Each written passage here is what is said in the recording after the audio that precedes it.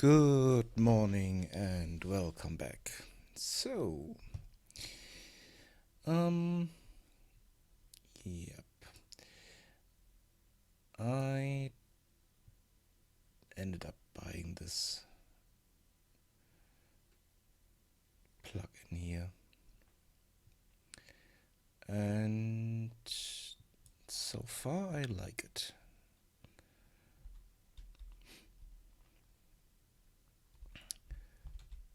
Let me show you what it can do.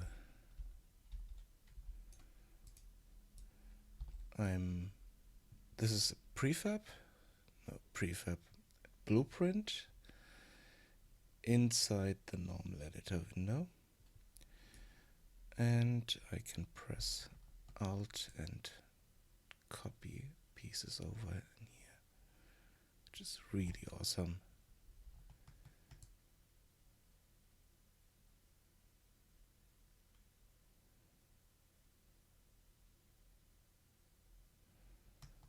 Only problem is it's not snapping. Not sure why. Not sure how to set this to snap, but it's not snapping.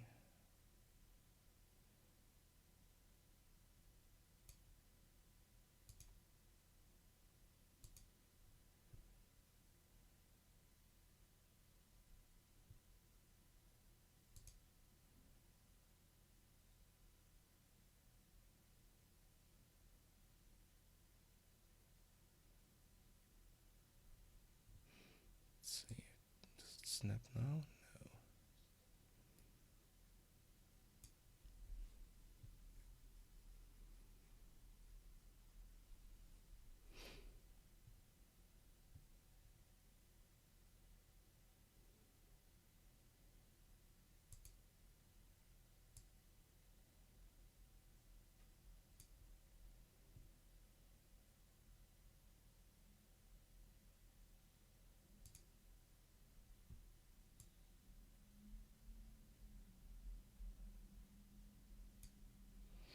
Another thing that's a bit strange is that it's kind of using its own coordinate system here.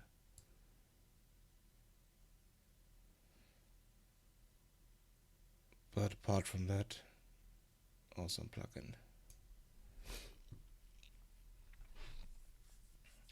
This will definitely help in building this interior here.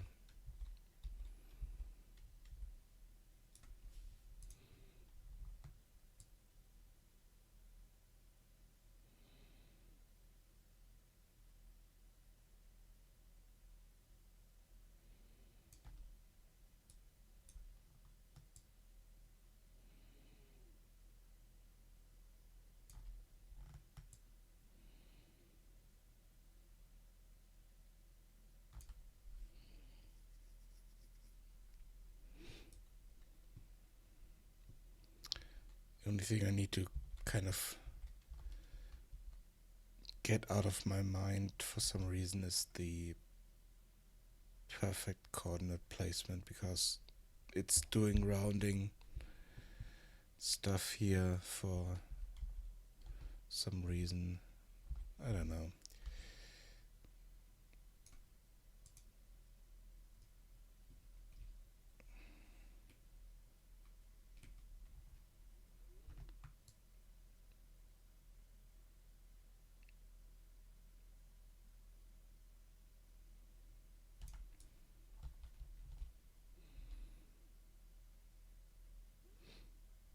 And if I put in coordinates myself, they sometimes don't stick. Especially the coordinates. Scaling does stick, but the rest doesn't stick.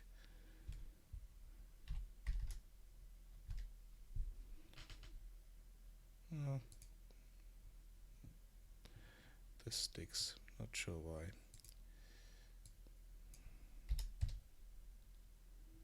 Yeah, this doesn't.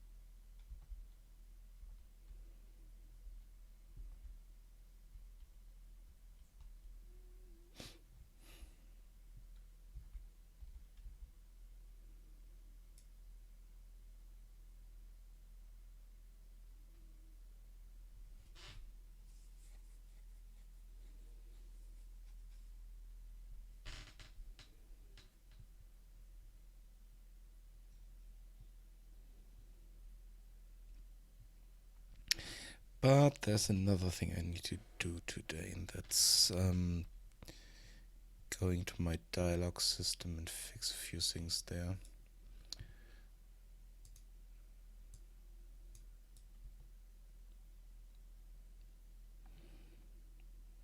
For that, let's jump over here so we can test this out.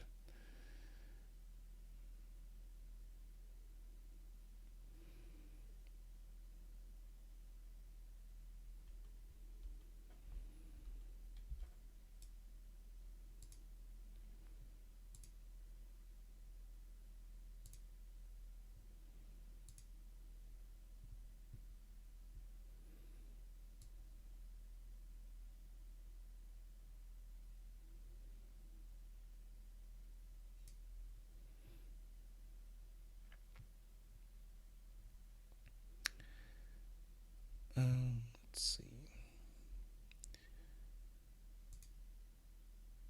Let's open up the editor.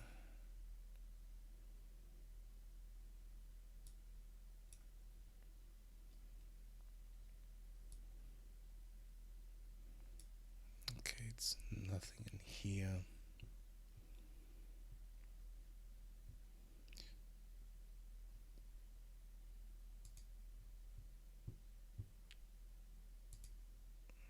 Let's have a look in our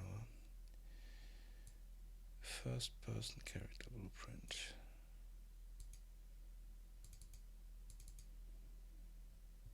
Maybe it's in here, which I kind of doubt.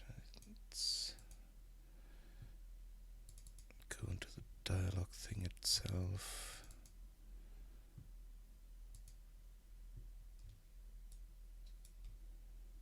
Let's get line.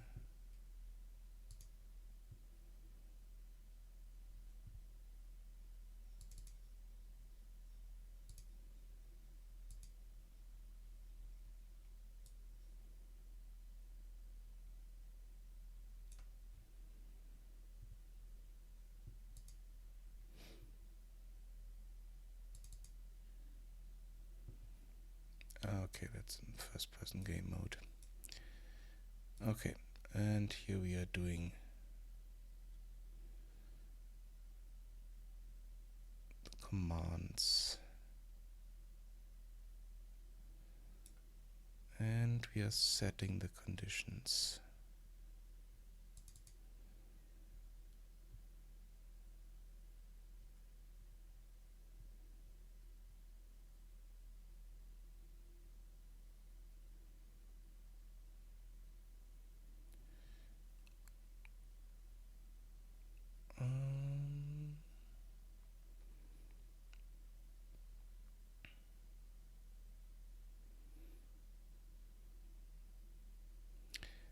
Looks okay,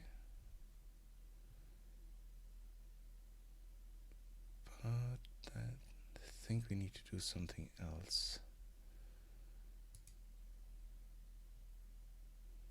Here we have the condition list. I think I know what the problem is.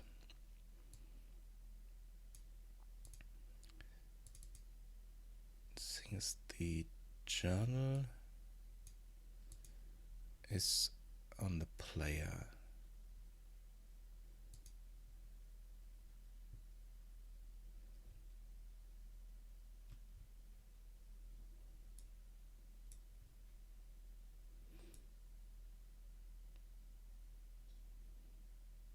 yeah, the add to journal is done in here.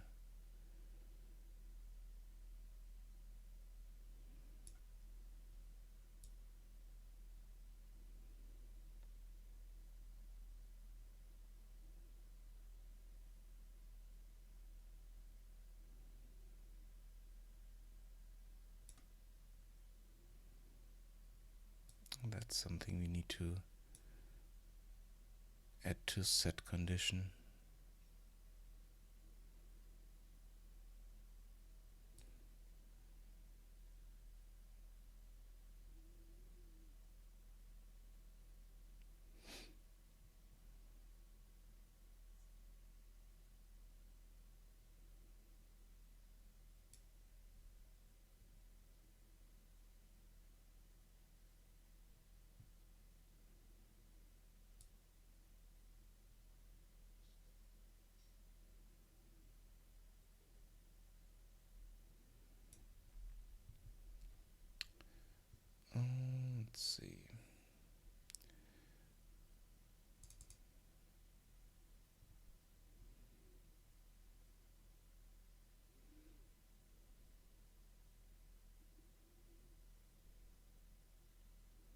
problem is not every condition needs to have a journal entry. So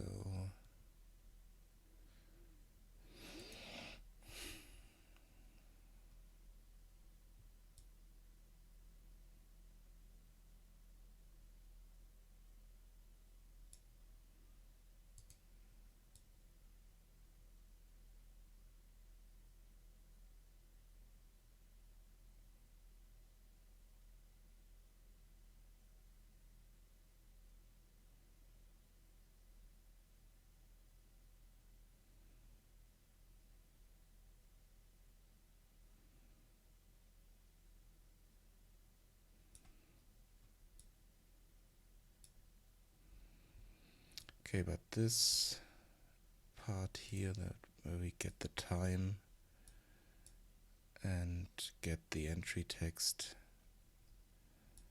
stuff like that, that's something we need more than once, so we need to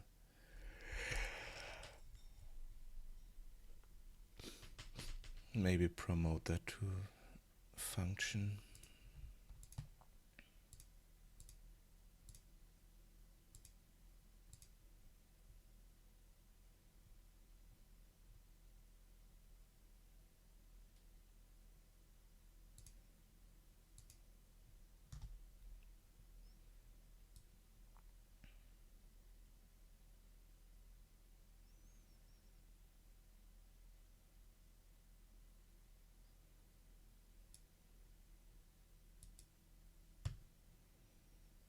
Collapse to a function.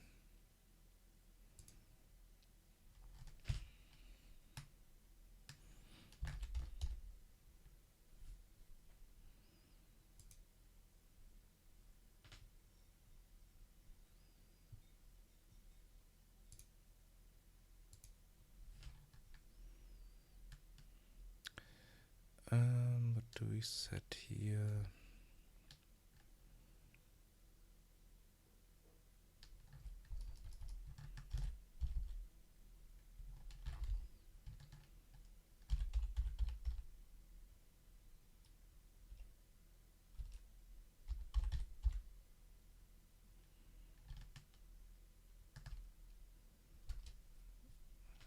Let's add to journal.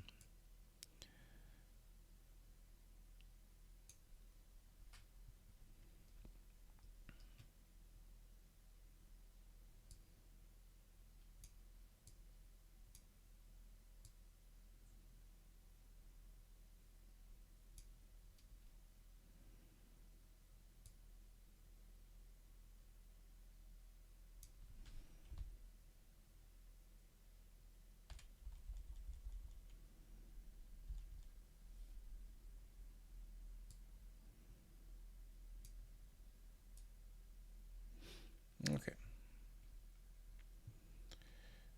And then we can call that in here. We are doing the dialog command.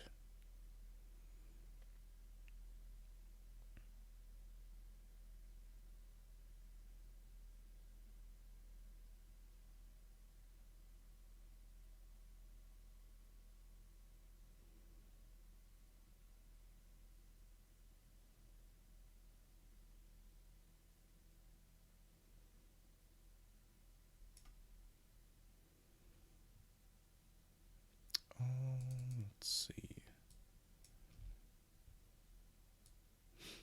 Oh, we can do it in here because we don't need it somewhere else.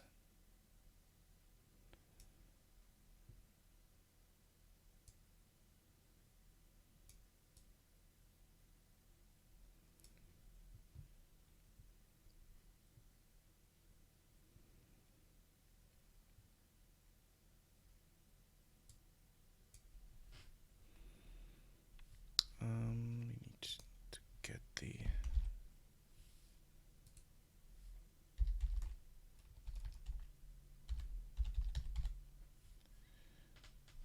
the player character.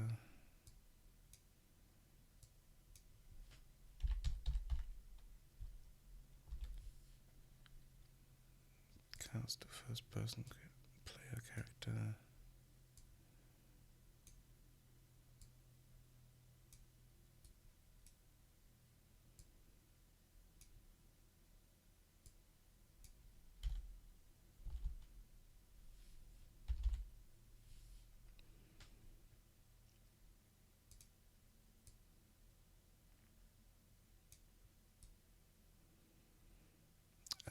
Okay, we need a journal entry data struct for this.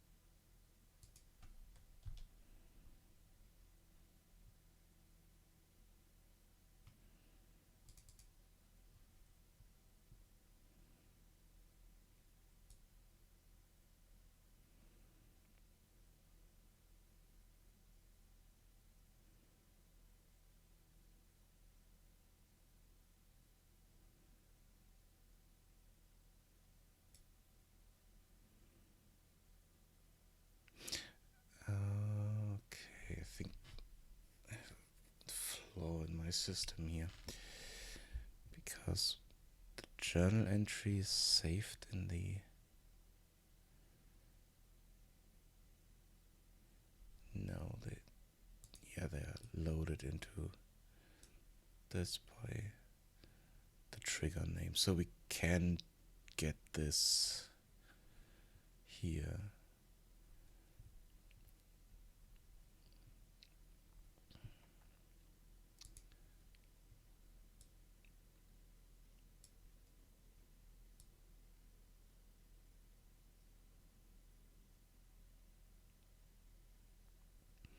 And the trigger name is also the condition name. That's something we can use. So we already have the name.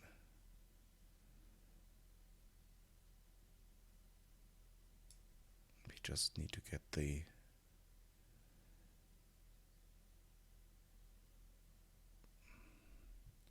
journal entry for it, if it has a journal entry.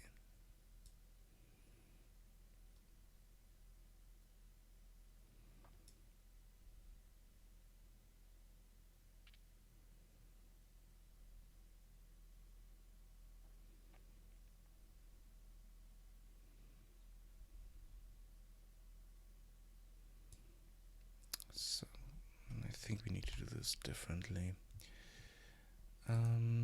First thing is I want to remove this out of the, not remove it, but copy it into my either first person or the character or the game mode. Sure, if I want to put the journal in the game mode as well.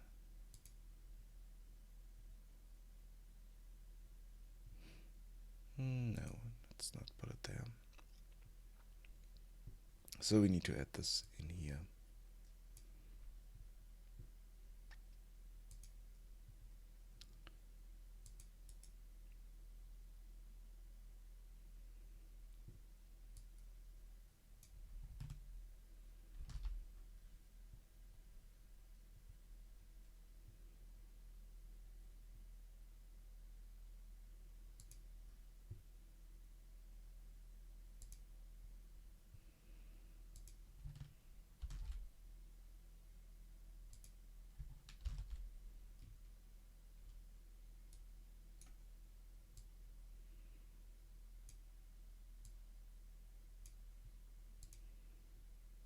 Let's give this a proper name.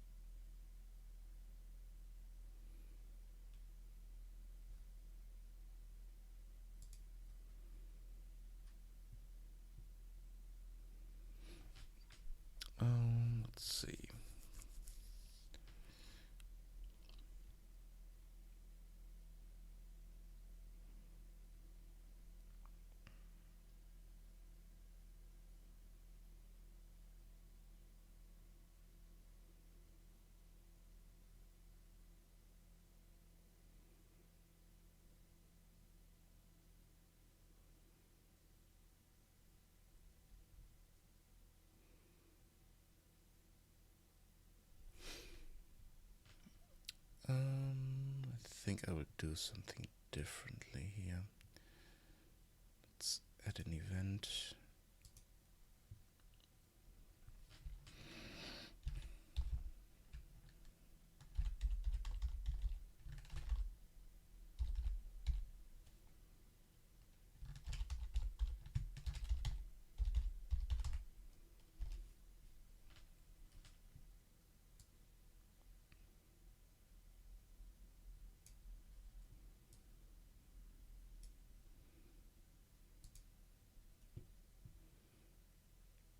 And this has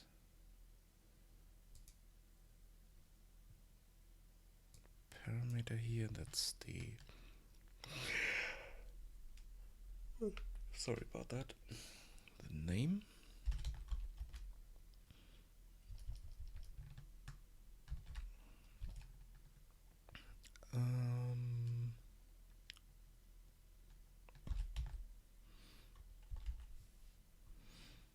Let's change the scrolling text here.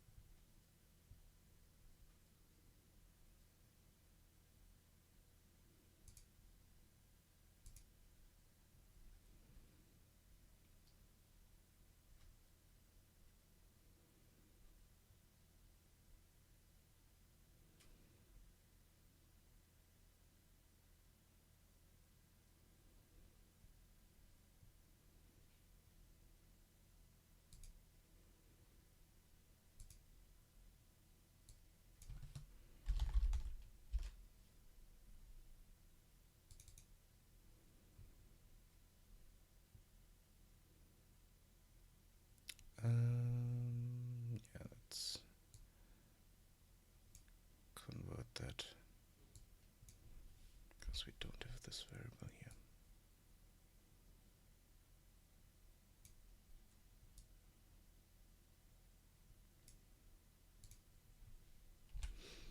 Let's change this to a name.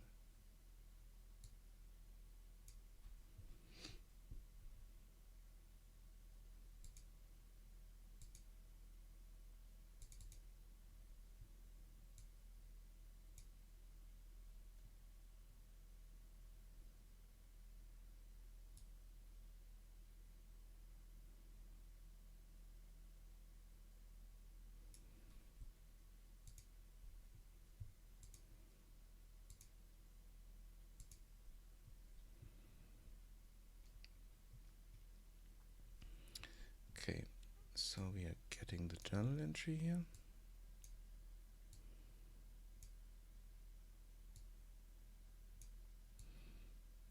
And then we are adding it to the journal.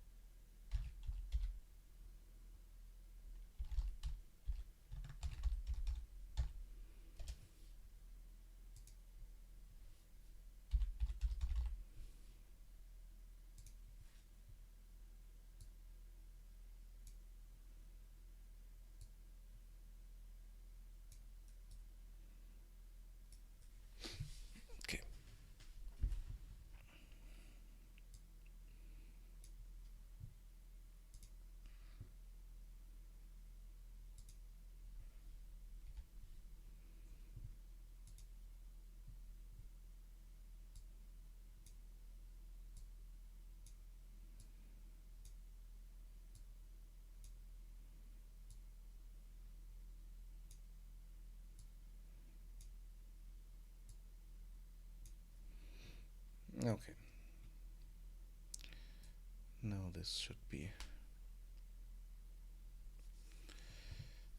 possible to call inside our dialog window.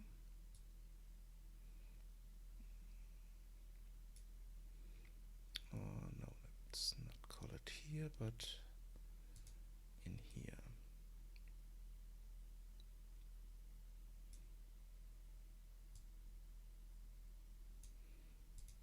First let's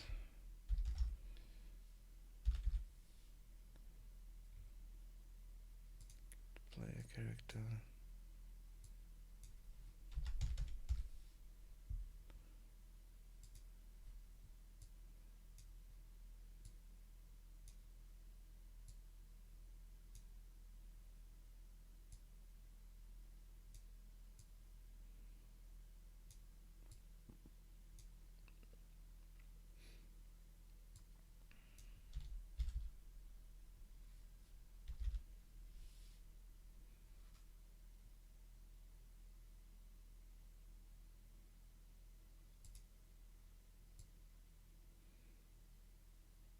No, that's not correct. What did I call it? A journal entry from dialog.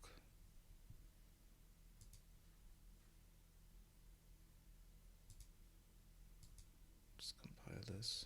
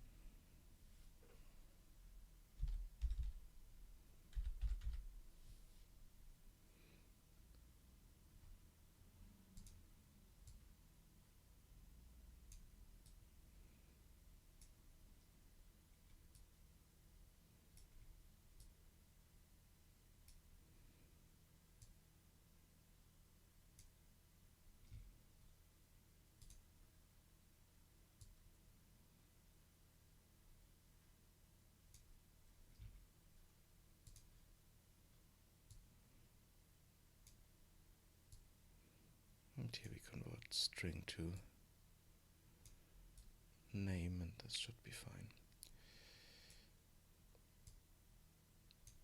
Let's test that out.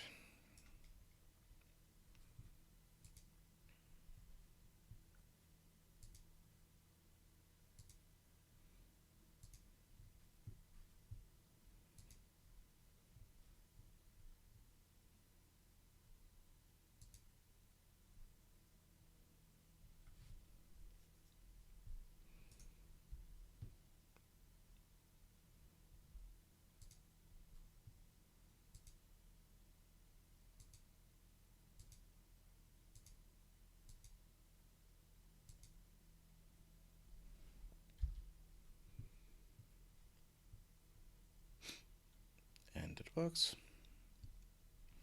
Awesome. So now that works, so we also should be able to get the quest in town here.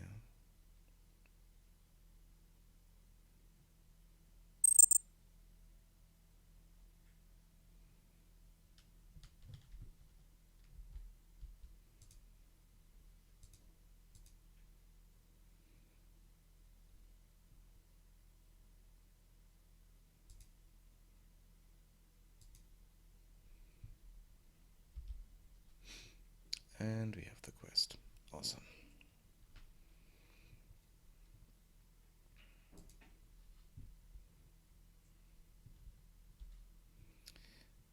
Now I need to add this to my pickups. What do I need to? Just need to, when I pick up the barrel, I need to set the condition. and the condition itself will set the journal entry, which is should just put in there, so it shouldn't be much of a problem.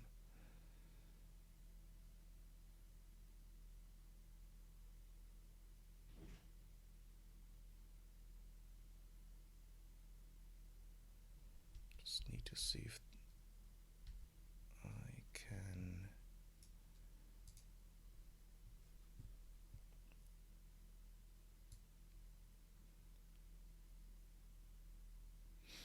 There's no condition here. So we need to add that functionality to our pickups.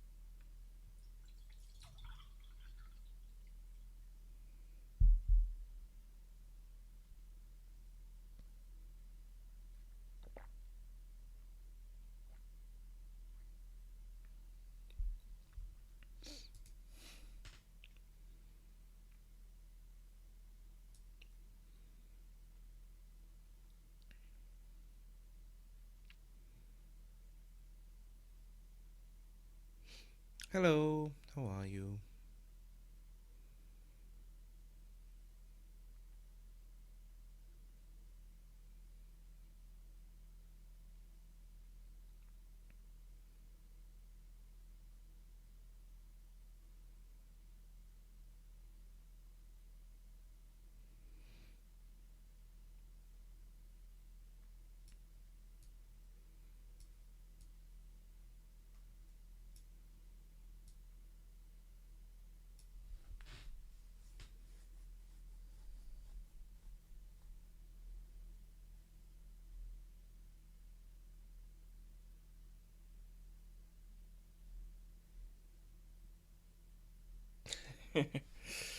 Yeah, I don't drink coffee.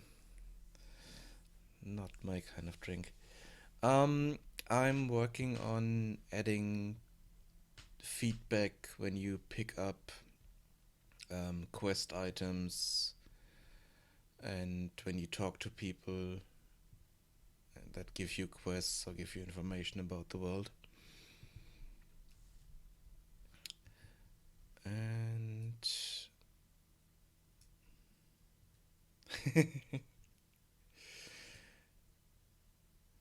yeah, if I need something to wake up, I'm drinking green tea. But the problem is that it would keep me up all day.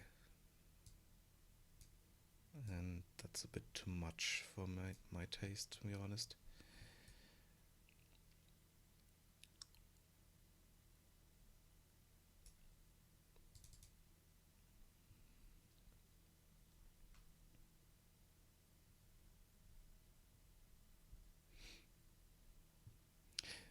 Yeah, I kind of need to because I'm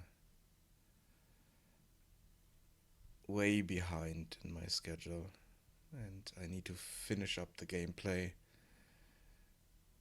and then add in all the already written dialogue um, and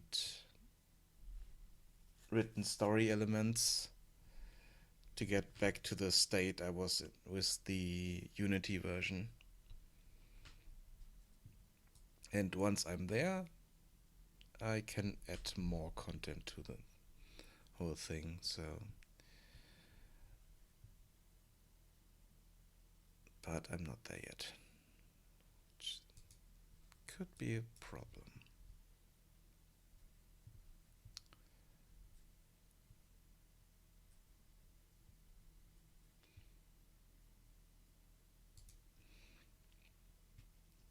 Okay, so we need to add something in here to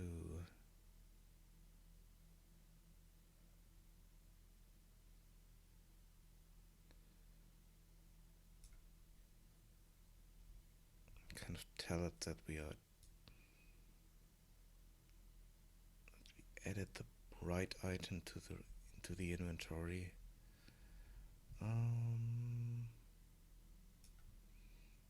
an item reference.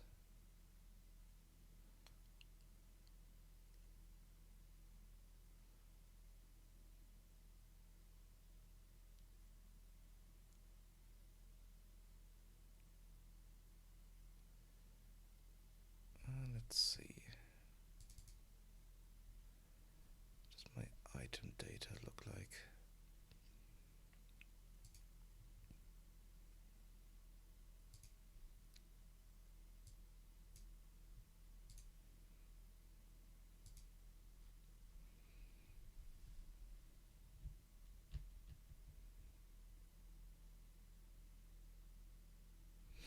Yeah, I think we need something in here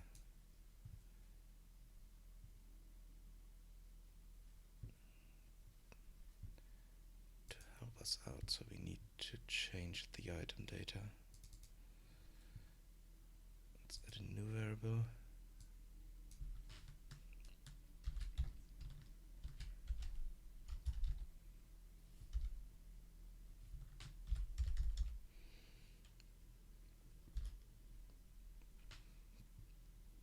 We need to know if it's a quest item or not.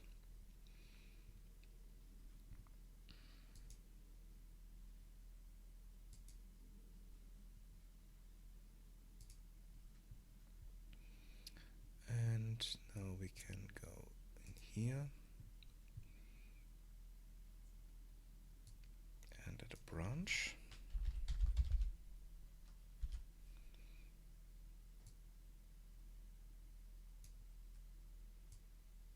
And if that is a quest item,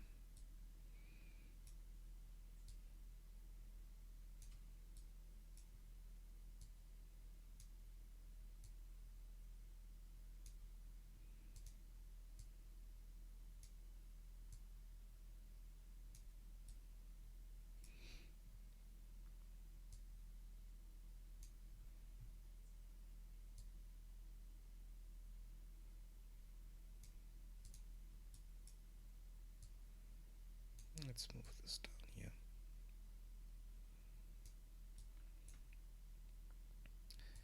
So if it is a quest item, then we need to add this, kind of add the name to.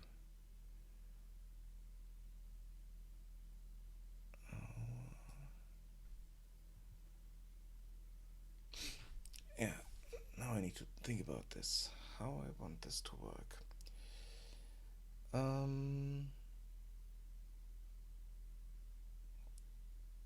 think the easiest way is just to check for the same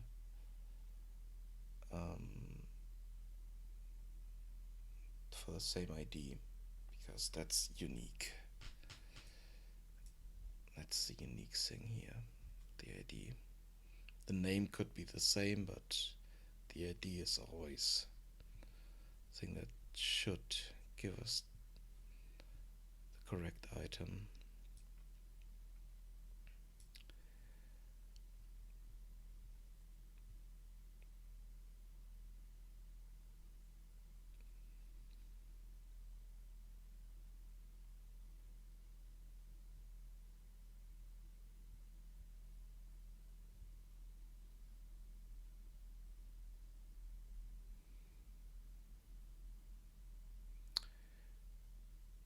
But that doesn't help us, because yeah, no, we need to do this differently. We need to have the item ID here, but we also need to have a name here. Let's stick on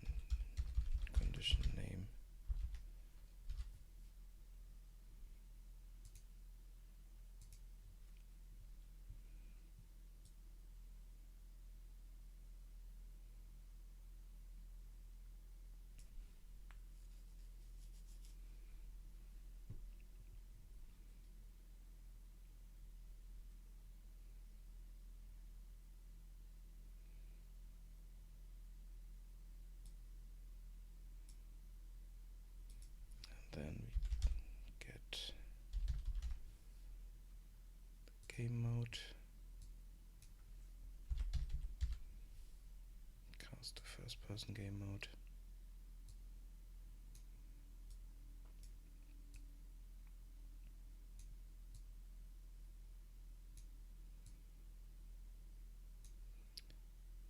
And here we... Good morning to you.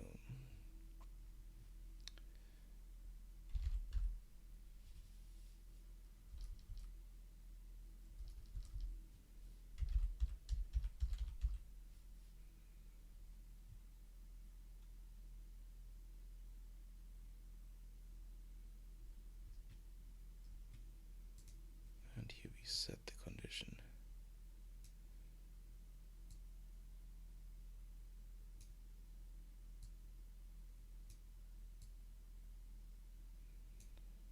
And here we take the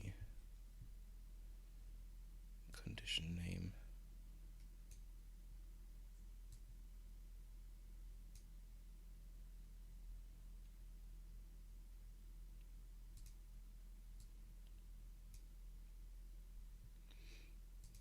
And set this to true.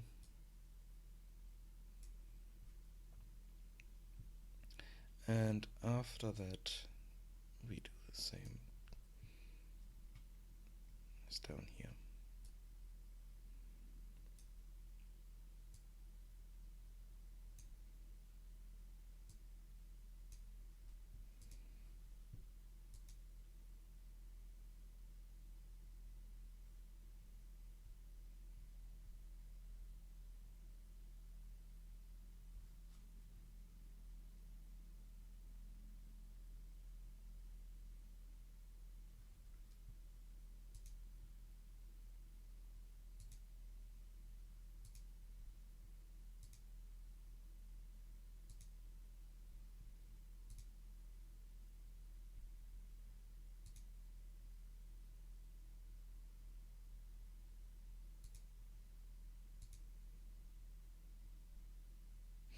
Okay, now it compiled.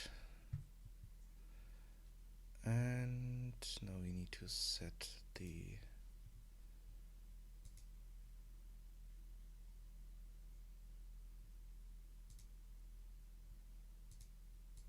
move the barrel up here.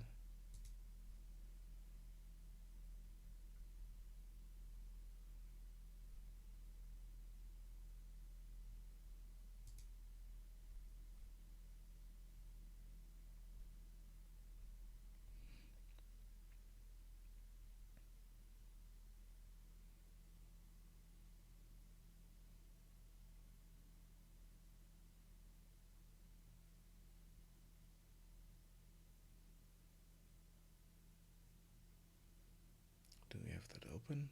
Probably. So I need to close that.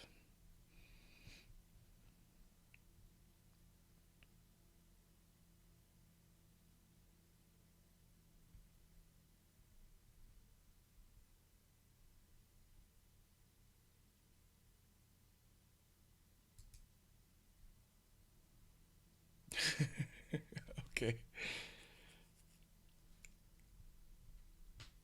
Interesting.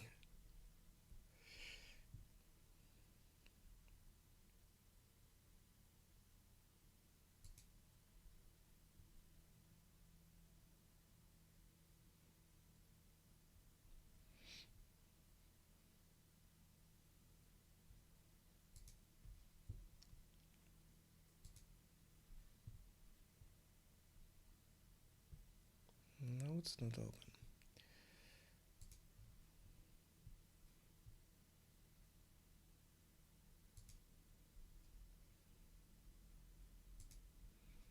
I mean, this is a quest item, but...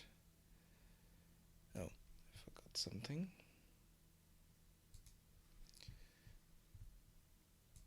This needs to be editable and exposed on spawn.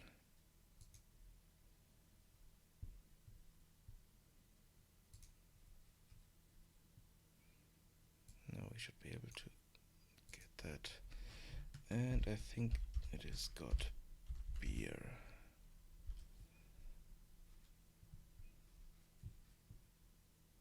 Let's test that.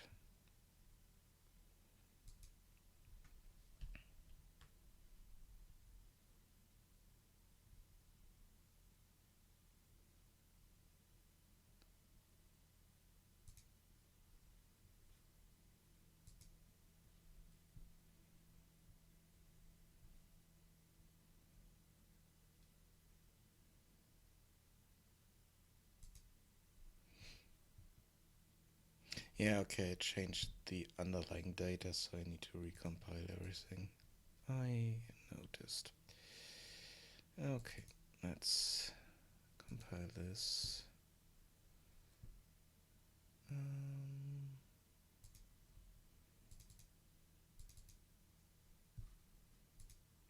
compile. Nope, does not compile. What the hell?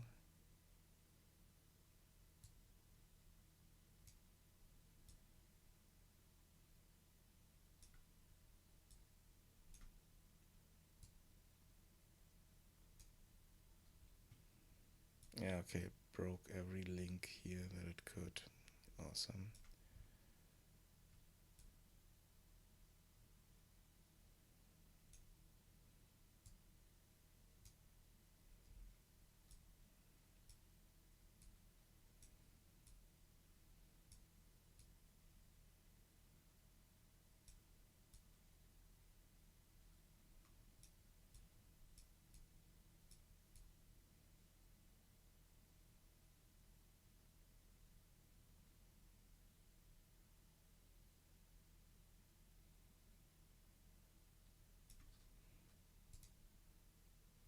Okay, now that works.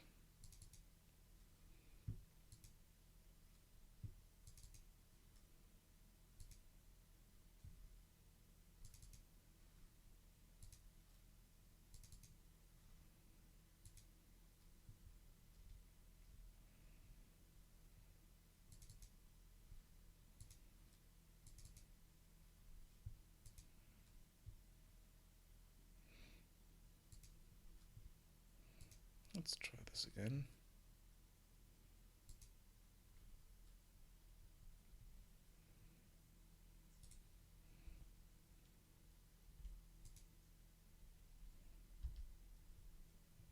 No, didn't work. So it's, I'm not sure. Got beer? Yeah, it is got beer.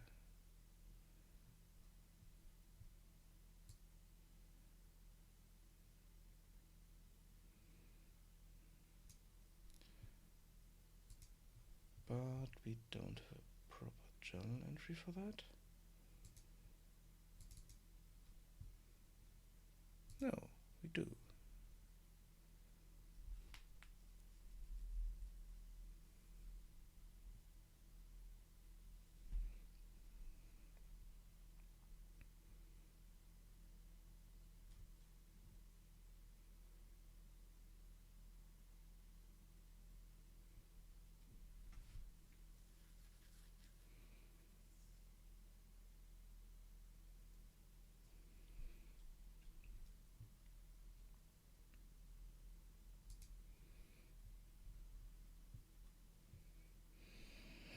Hmm.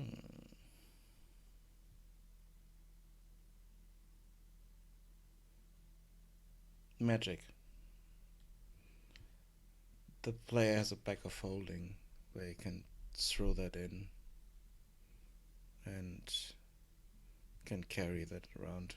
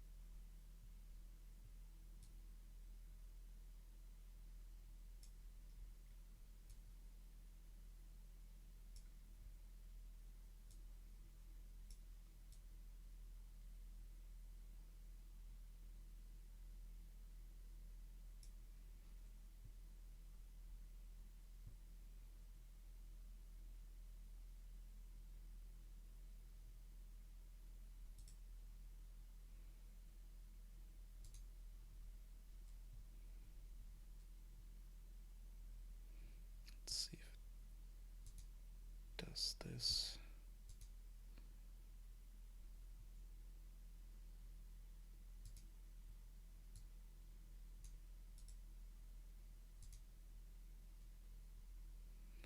Nope, it's not doing that.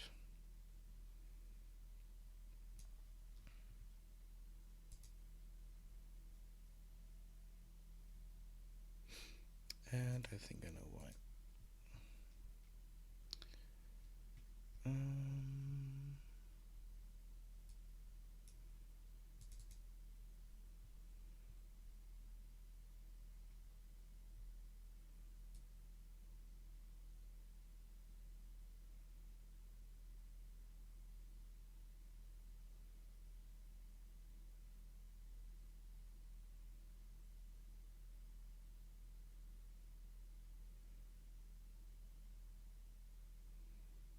no, it should be here.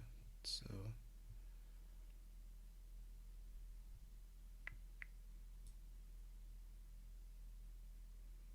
strange.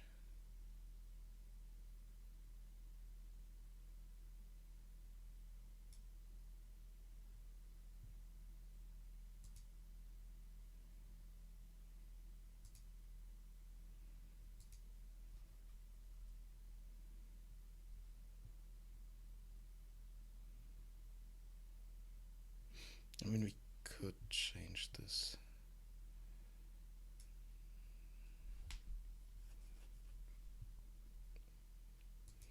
Could add a variable here.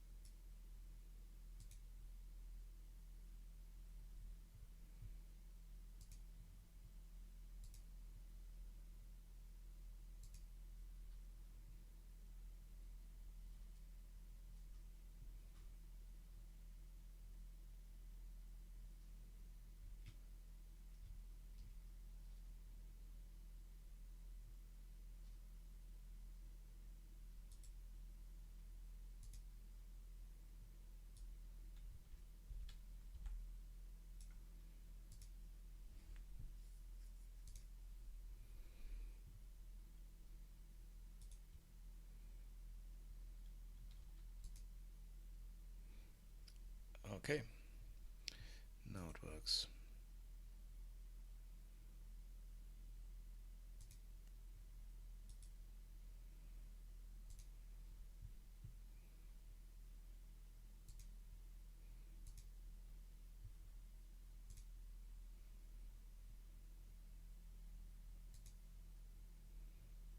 Got beer set to true, and we didn't get the journal entry.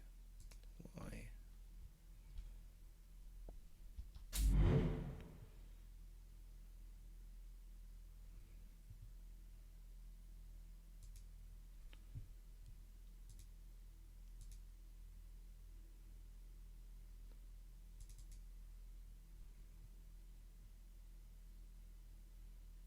Oh, because we are just calling set condition, and we are not calling the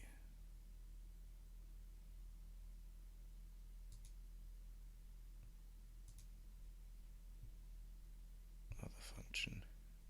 Okay, makes sense.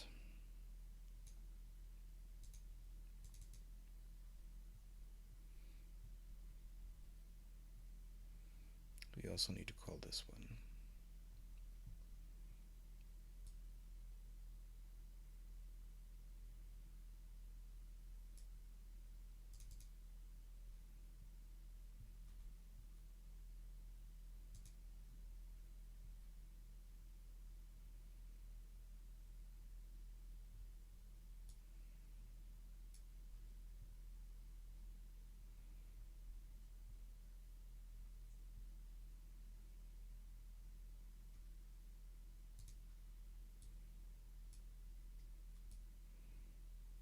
which means we need to get the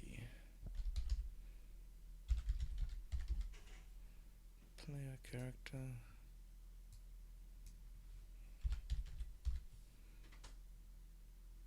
Cast to first person.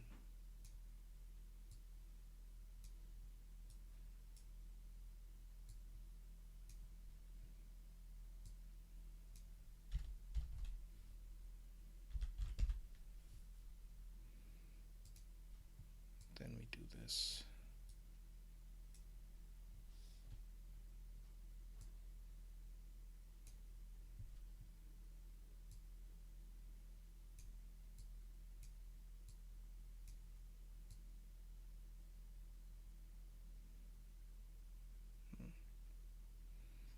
Let's put this down.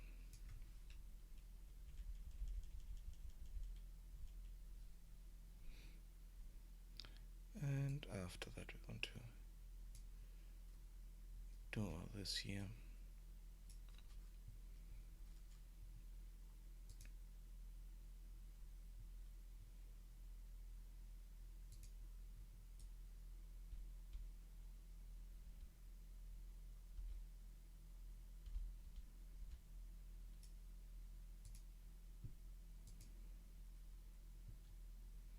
Let's see if that was enough.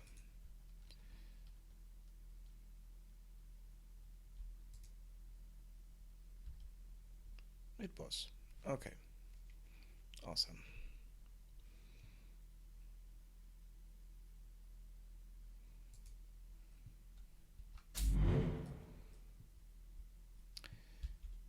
So the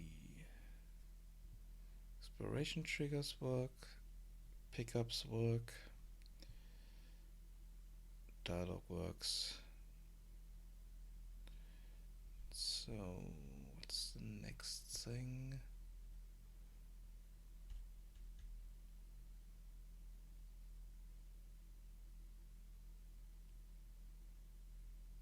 I think that's all. That's all of it.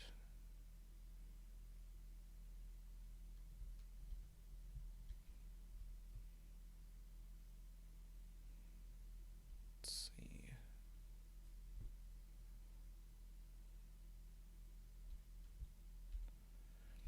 Yeah, now I just need to add the rest of the dialogue in here. And I should be back where I was.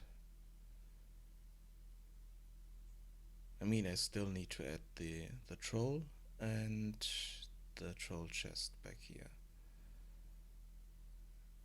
So let's add the troll chest. You know, we already have a marker here.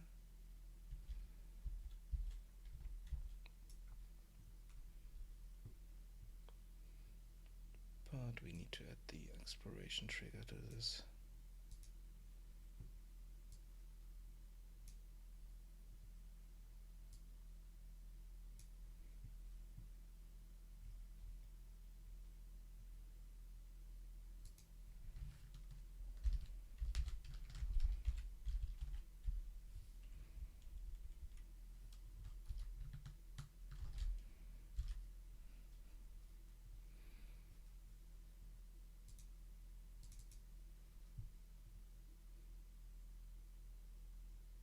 Yeah, got trolled is the right name here. And we need some kind of sound. Let's take this one.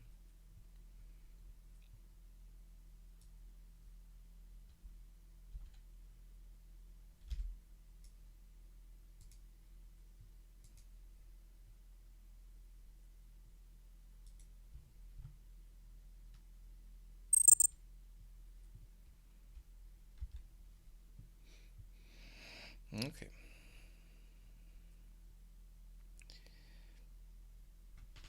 Small problem with this is what happens if we stumble upon this without having talked to the troll.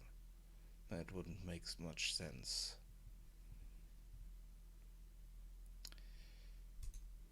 So but that's something we can figure out later.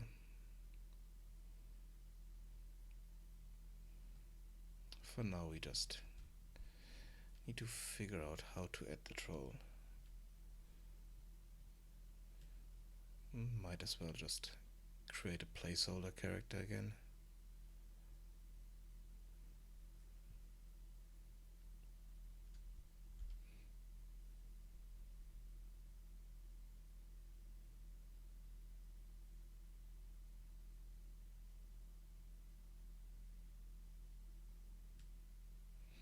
And I need to import the input the rest of the written dialogue, which unfortunately is in the Unity plugin, and I need to type it up into a spreadsheet, so that will be quite boring, so I'm doing that offline.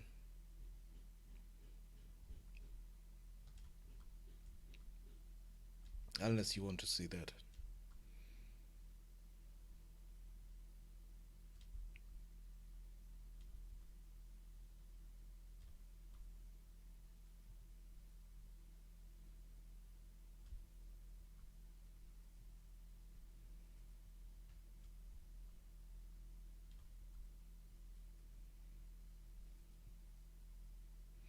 I want to try something else. Can we get over this mountain?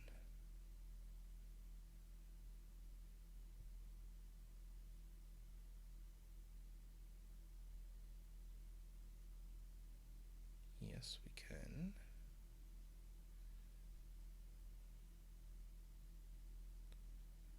So we should be able to reach the other side here. Hello.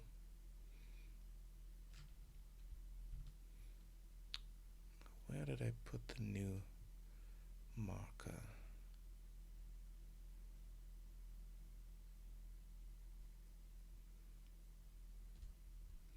How are you? There it is. Awesome.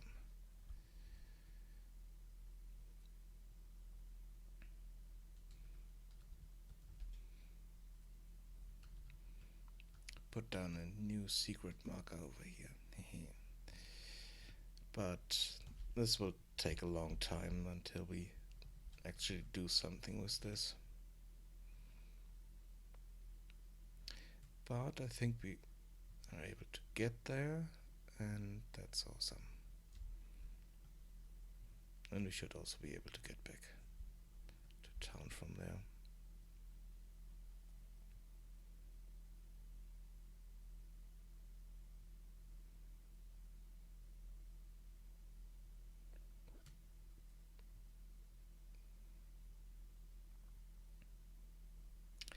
Oh, I need to add something because we can get stuck.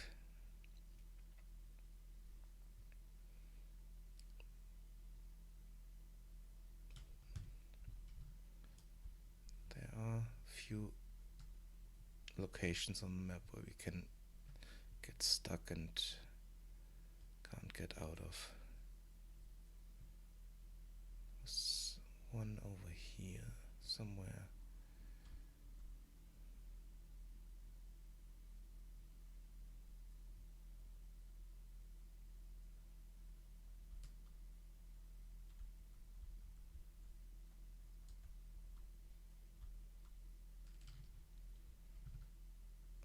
Yeah, I think it was this hole. Oh no, we still can get out of this hole.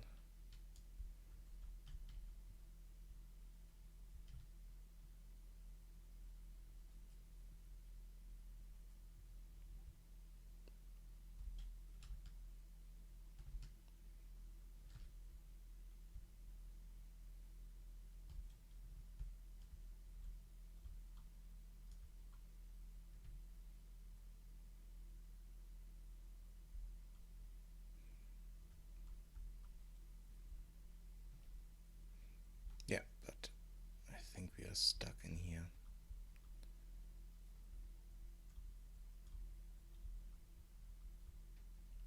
Yeah.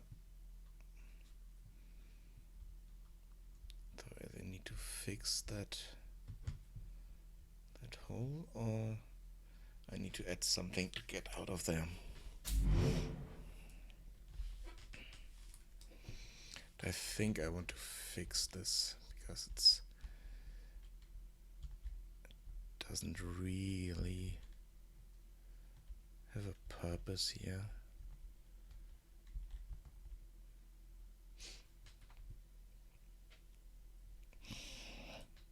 Okay, so now that this is added, we can get back to building the basement for the brewery.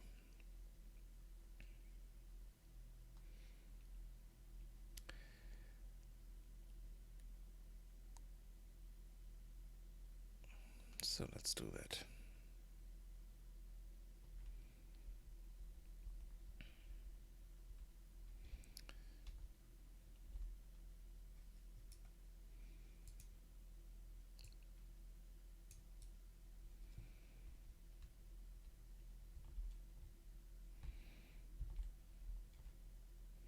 Oh, and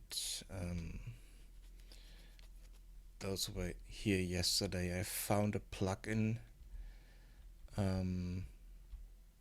that helps me building these a bit faster. And I bought it.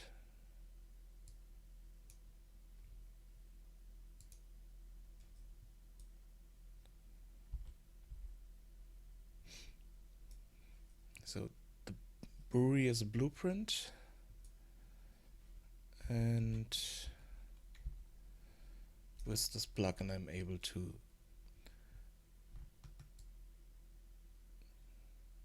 work on it inside the editor window here.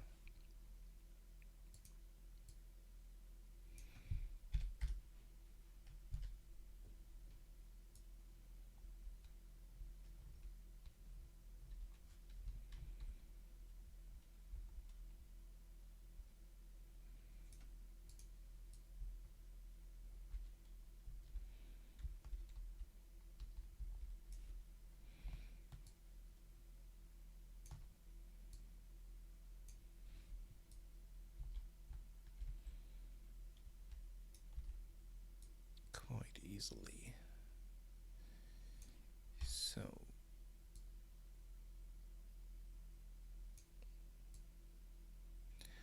only problem is that the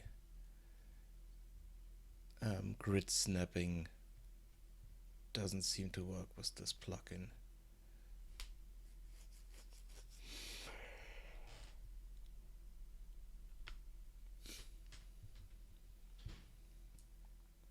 Which means that we need to fix the positions here by hand sometimes.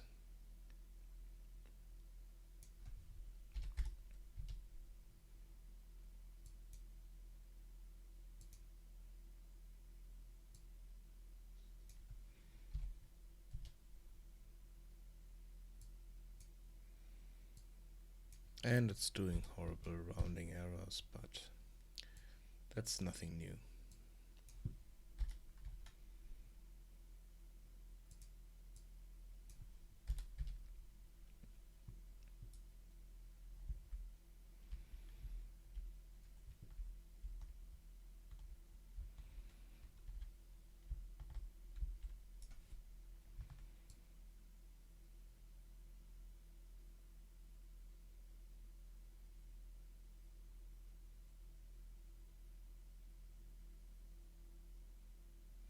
Oh, it does snap now. Awesome. Okay, I stand corrected.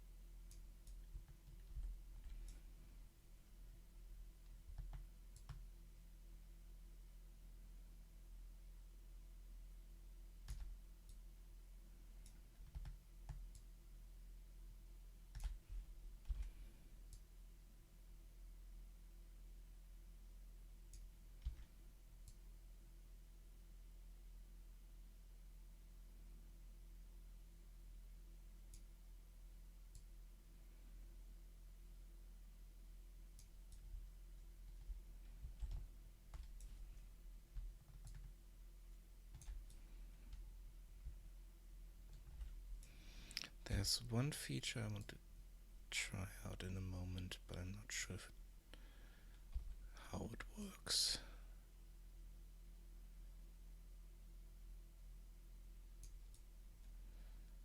Let's see. Let's copy this in here.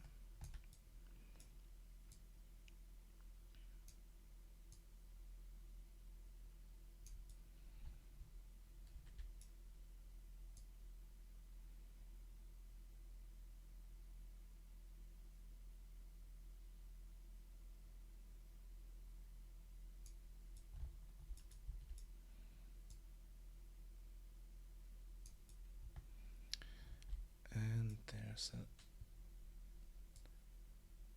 feature that lets me put them in a row. Not sure.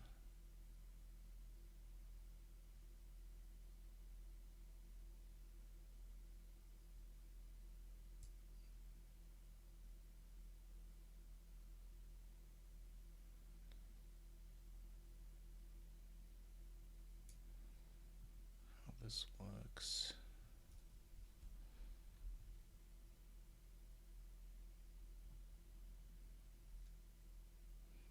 So it would be delta transform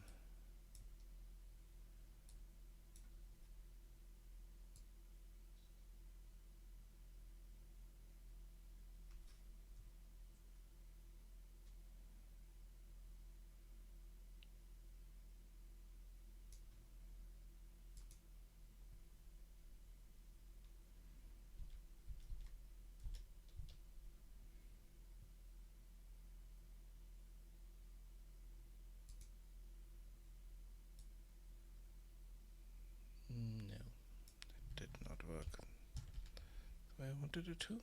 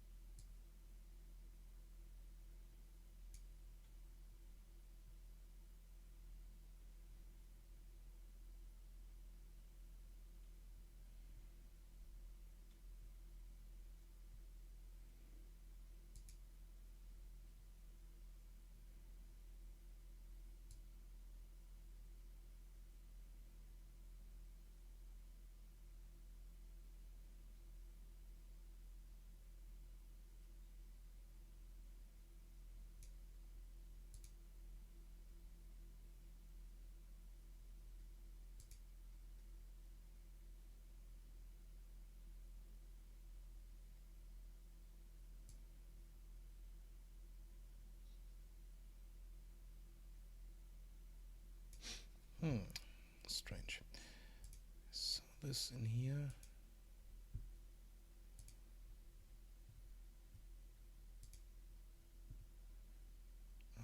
Hmm.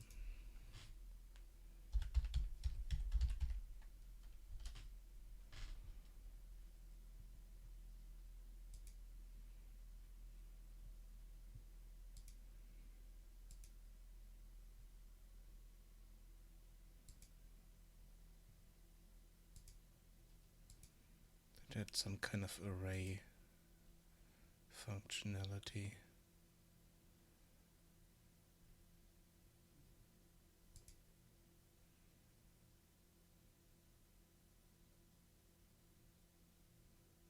Ah, okay, duplicate. That's what I need to click there.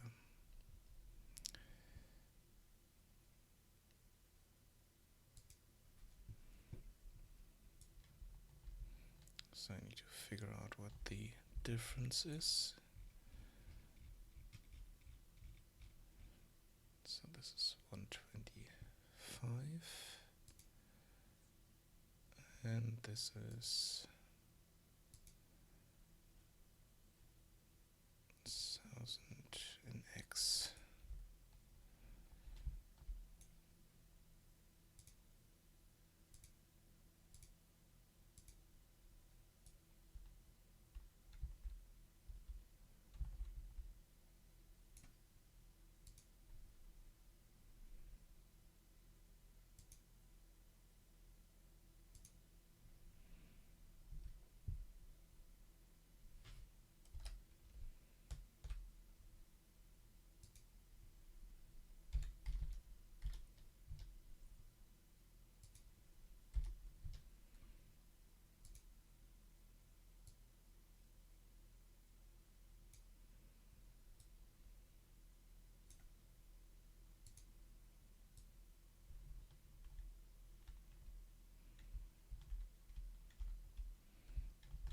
Okay. So it's not X.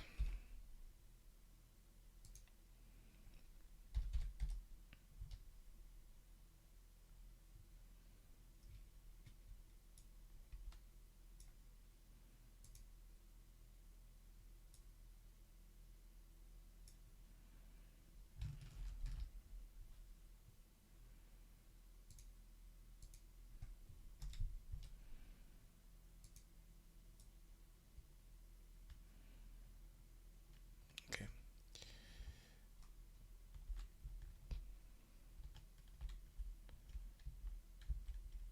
I have one too many here, yeah. And we can delete that.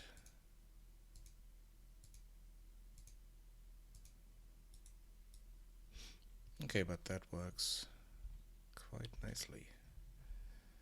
Just need to figure out how it works, and then it could help.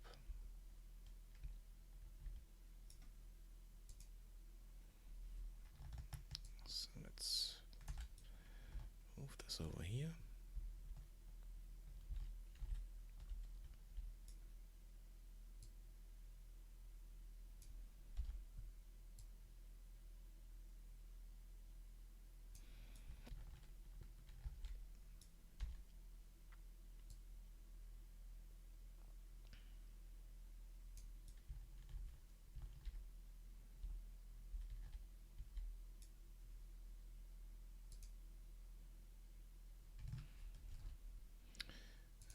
It's positive. And we only need 7.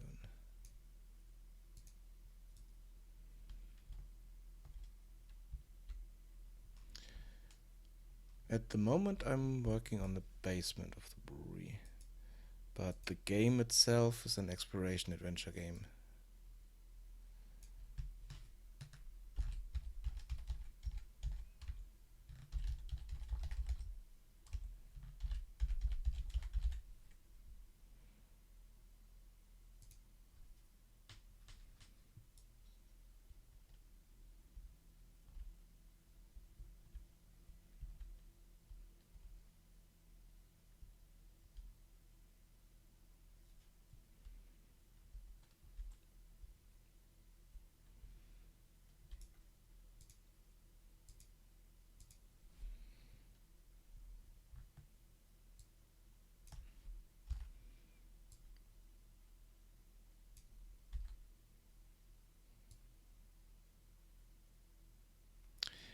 No, no multiplayer.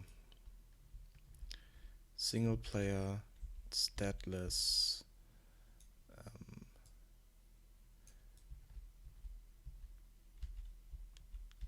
non-violent exploration adventure game.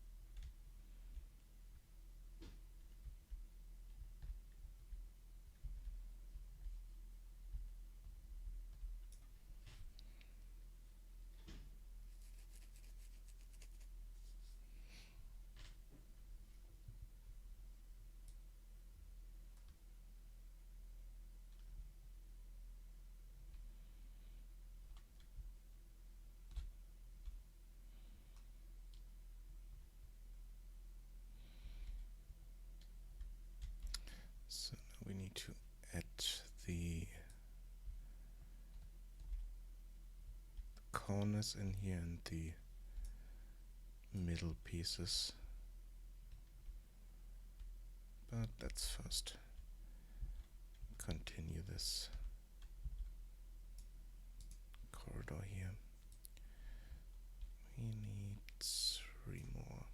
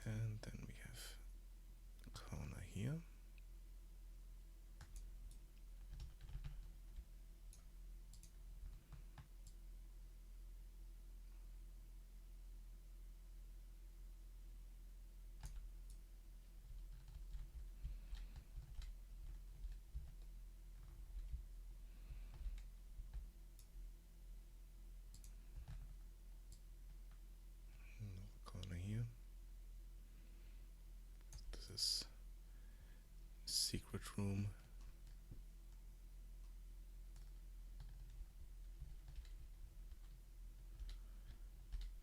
And we need wall pieces for here.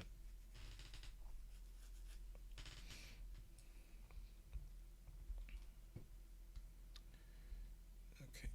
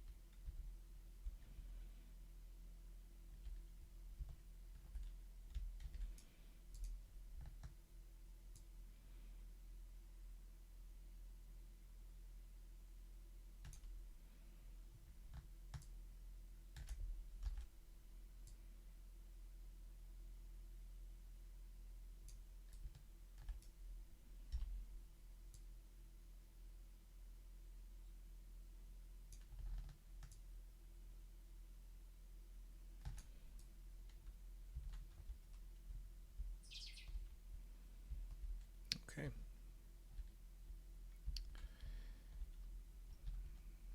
Need to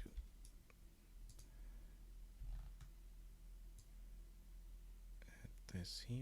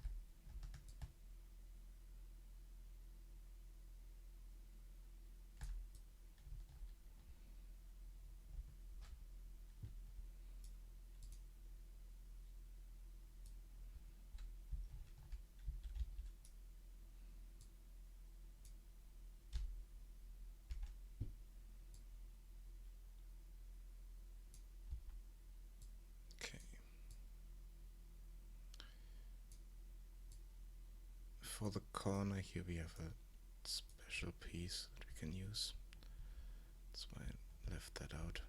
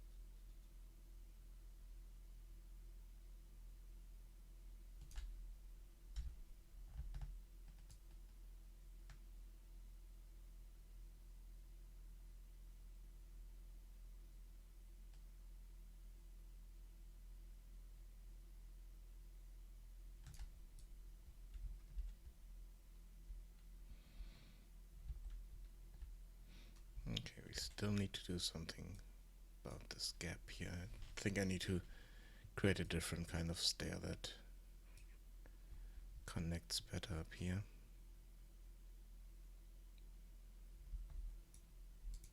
But we need this piece.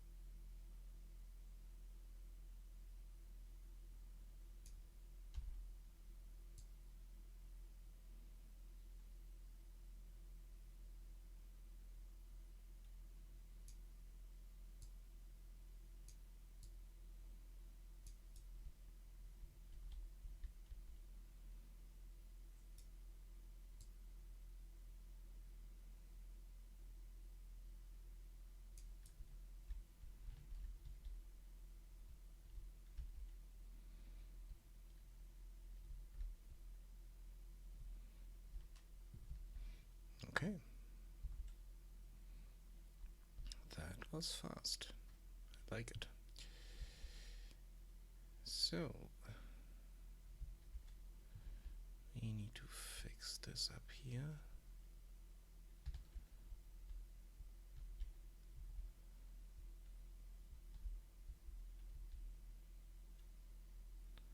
Not sure what kind of roof I want to have here, but let's see. Here we go there, and then I think I'm adding one of these entrance pieces here that were part of the assets. Let's go here. Interior meshes, cathedral.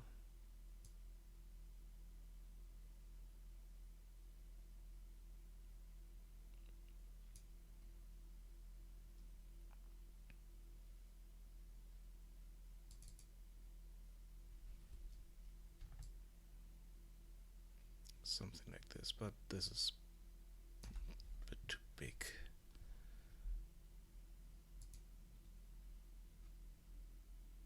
Let's close all this here.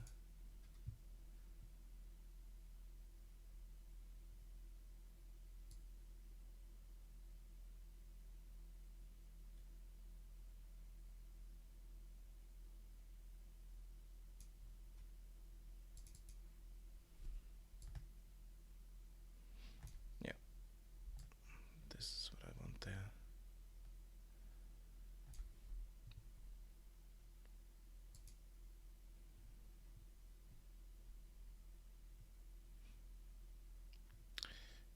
But I'm not sure if I can just add it in here.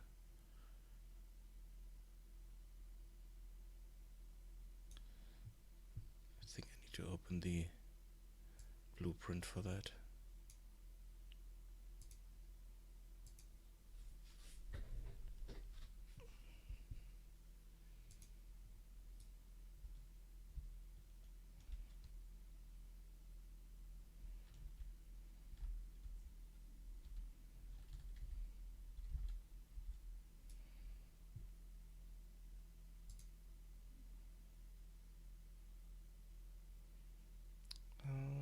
Let's add this as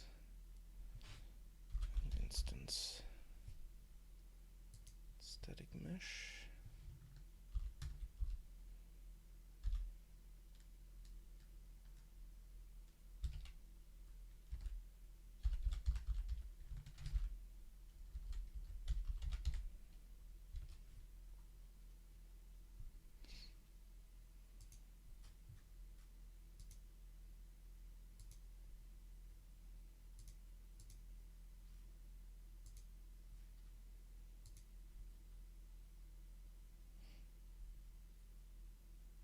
Okay, bye bye, have fun.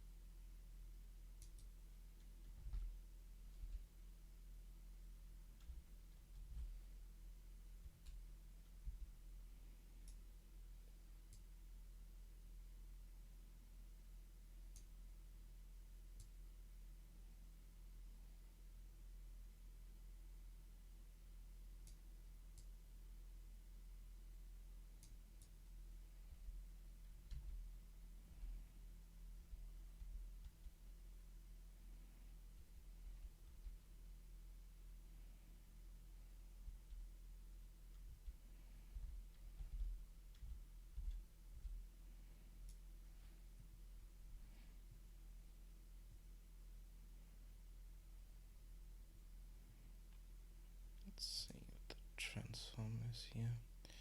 Okay, this is not in the right place.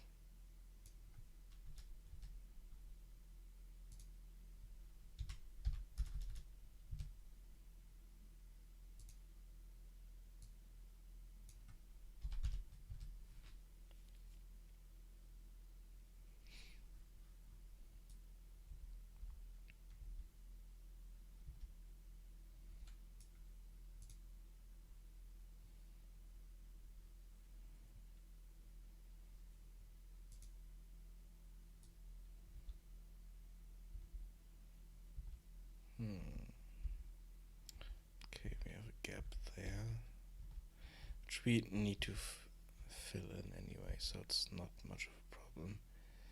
But I'm not sure if we can walk down there without hitting our head. So let's try that out.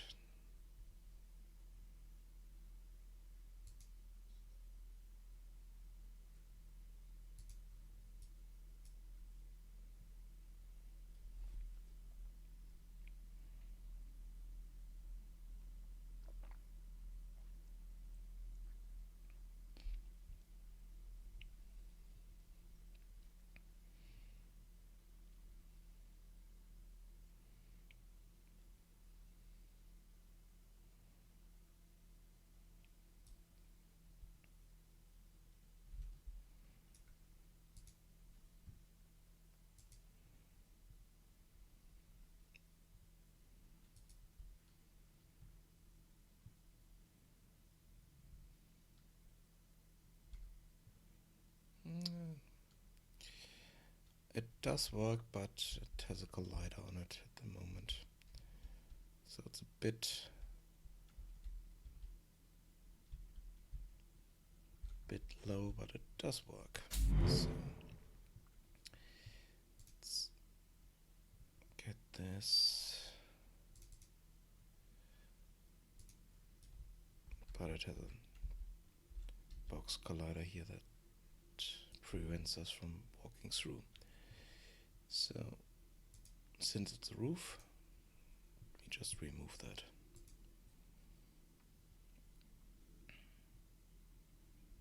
Don't need the collider there.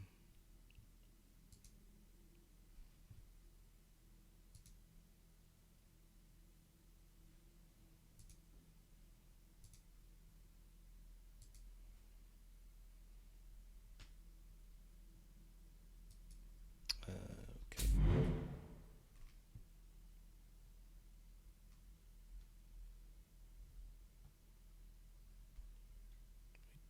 Where am I? Why am I over here? What happened? Oh no.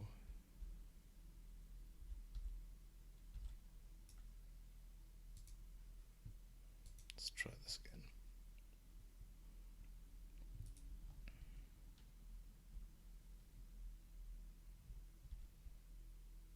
Okay. Now we can walk in here.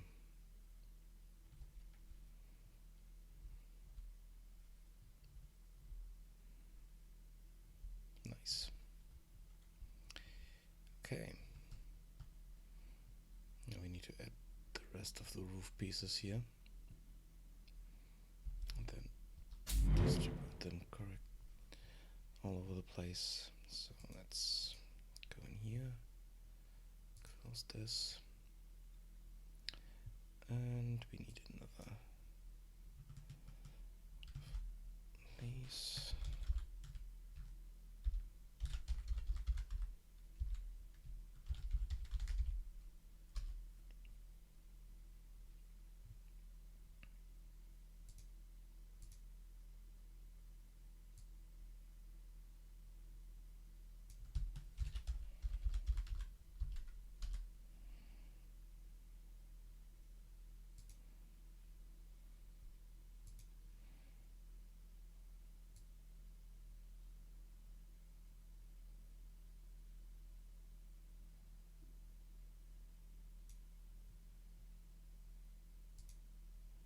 Here we need the corner piece.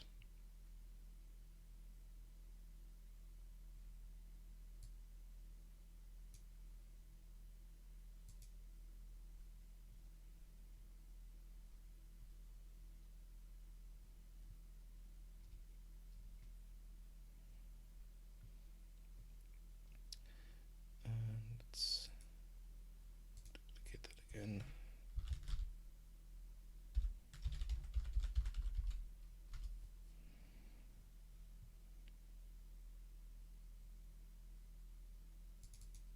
Let's use this one, that's the normal piece for the middle. What we need here. Okay.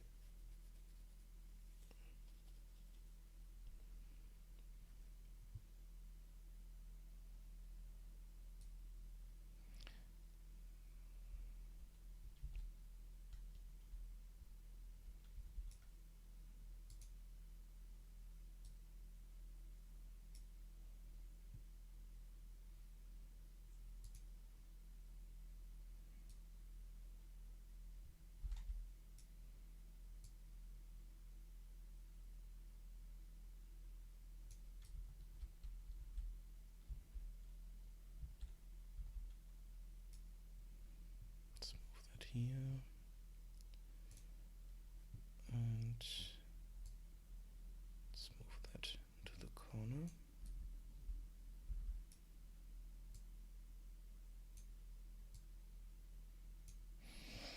And compile. Close that because oops, too much speed.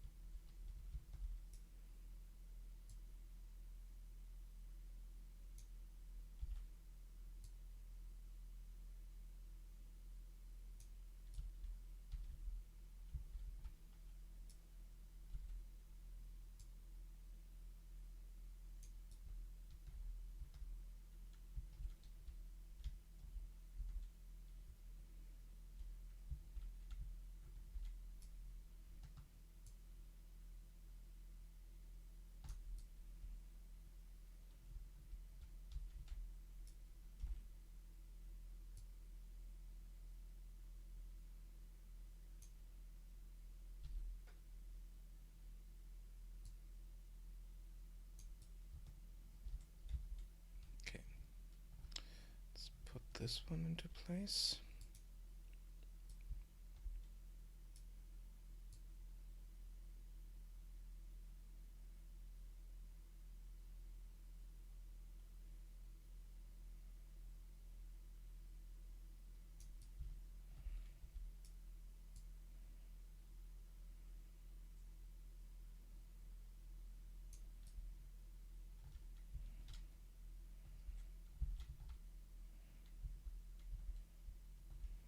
And we need 4 copies. And it needs to be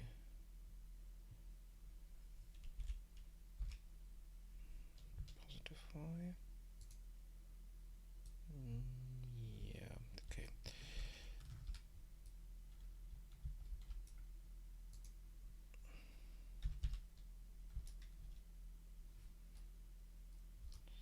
It's +x here.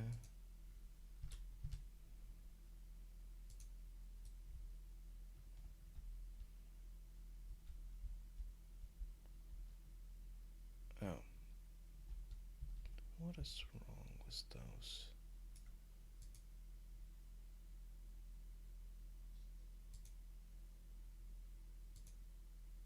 Oh, these are wrong. Okay.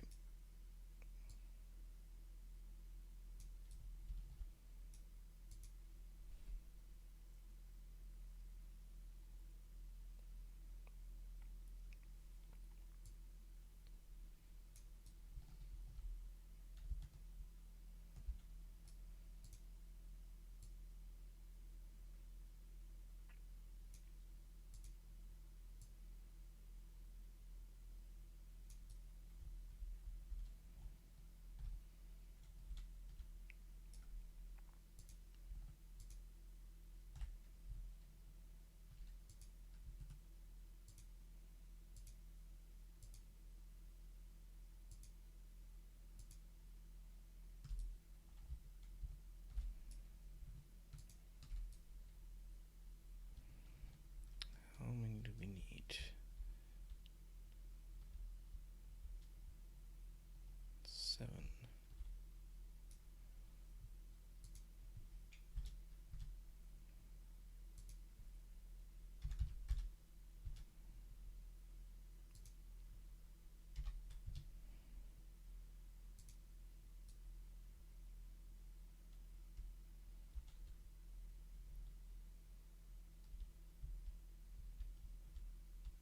Okay.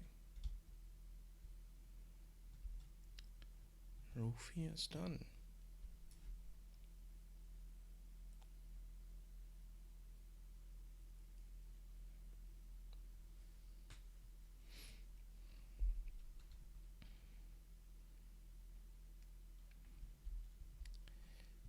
Okay, now we need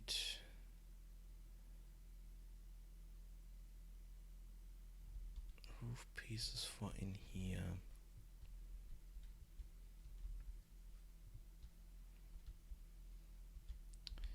And I think those are special pieces here. Let's see.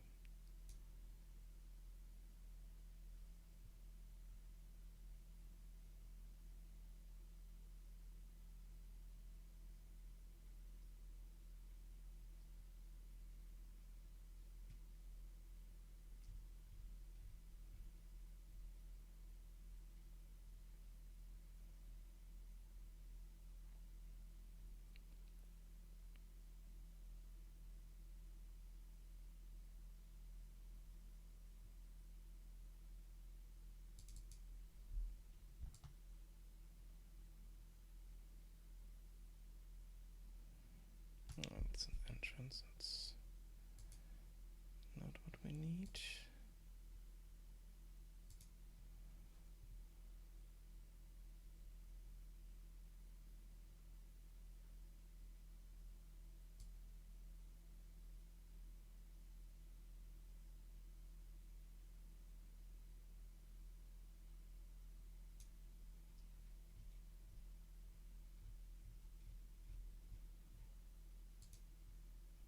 Okay, I think we had some kind of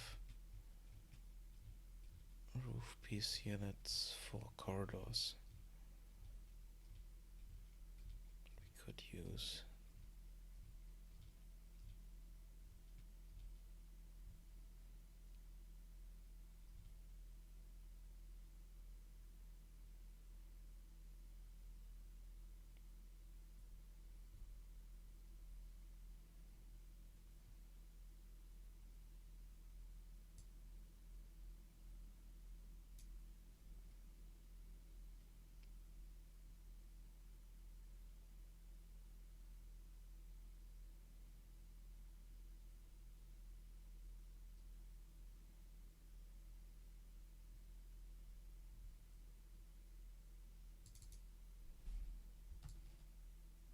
Yeah, that's what I was looking for.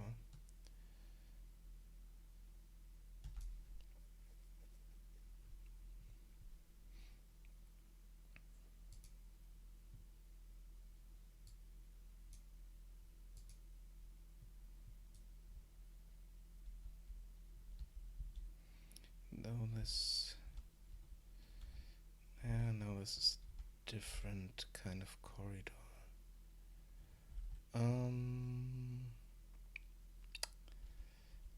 Yeah, I think I will use the corner pieces here for this, which means I think we can change this. Select this one.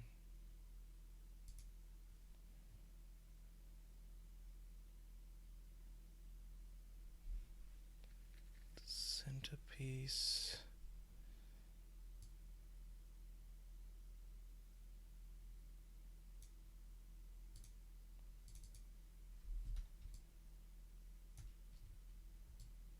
Okay, that's the large one, but it's basically what we need, but the small version of this.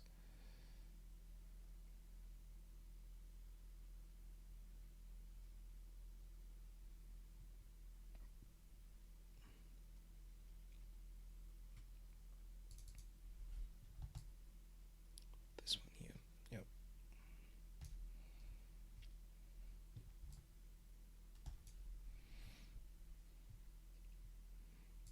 Which means we need to remove the collision. Save this.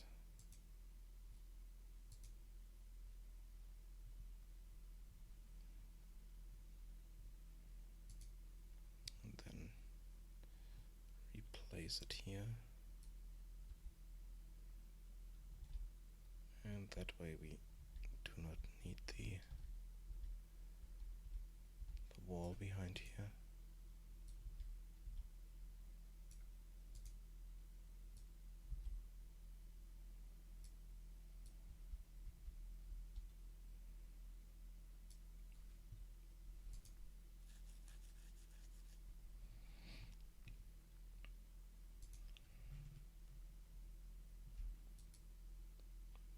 Duplicate this.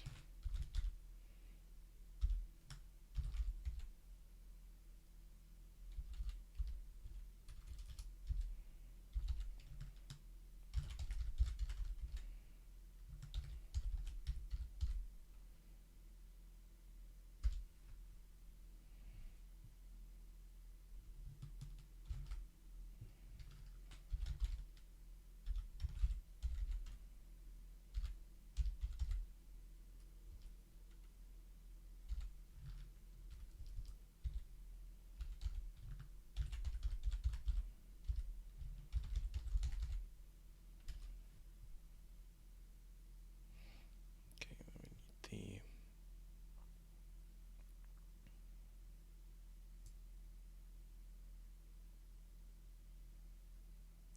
the all entrance pieces.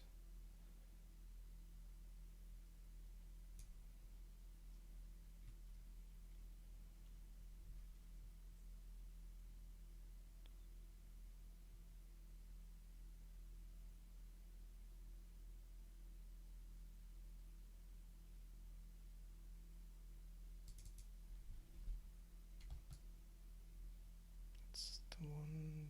Yep. That's the one we need, but here. I think it's different. I think it's this one that we used. Yeah.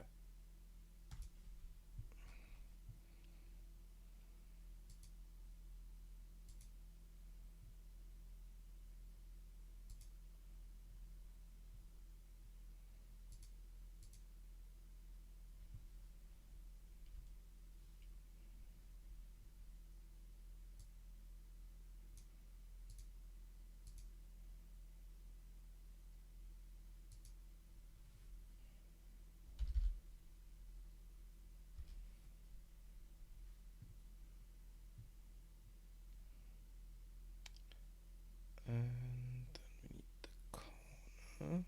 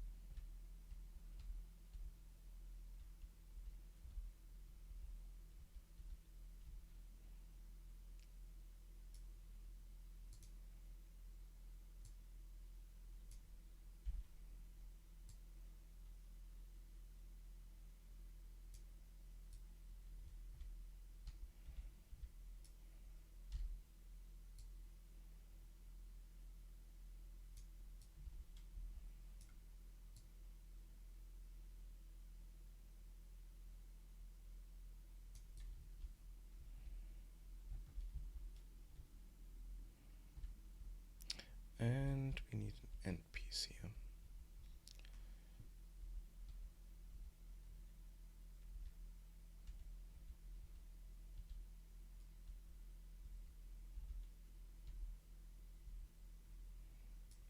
So we need to add that.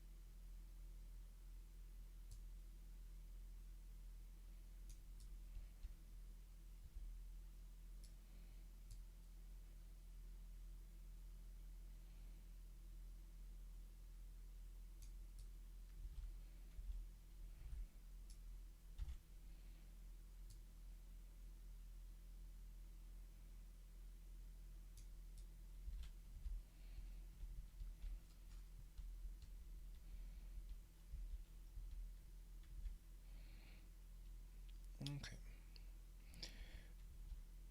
Next thing we need here is the door.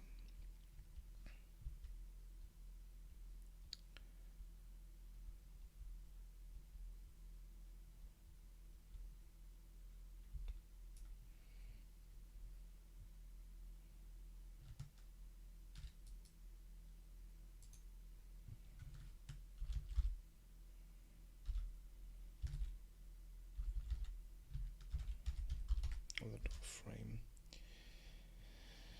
And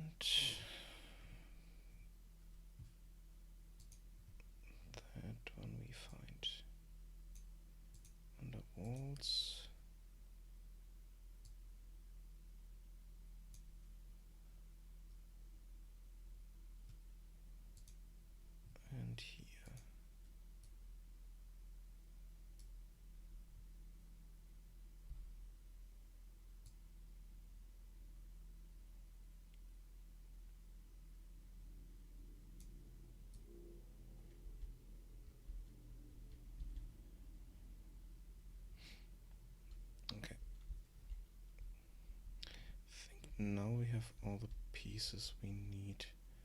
Even though I might change some of those to special pieces, because the doors down here, those two are secret doors. I might change them to secret doors.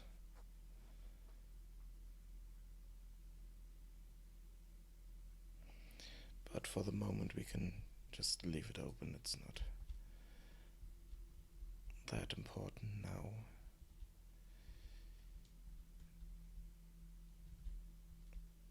Okay, let's compile this. Close all this.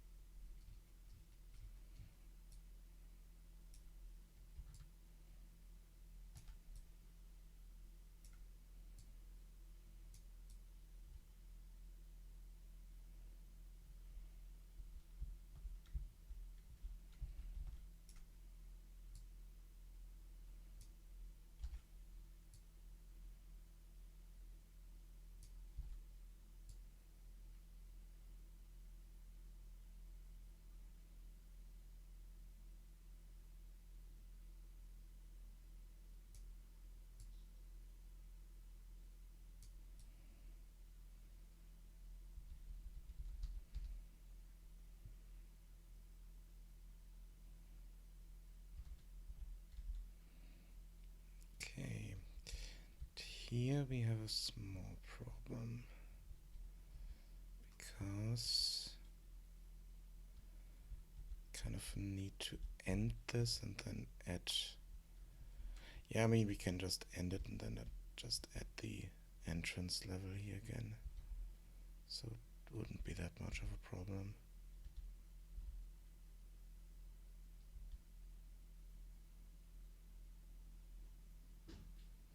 Which means, let's see.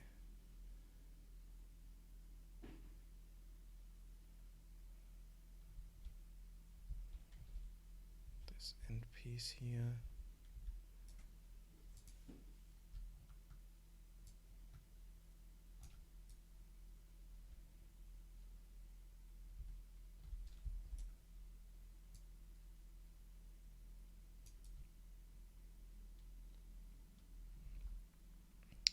Where can you put that?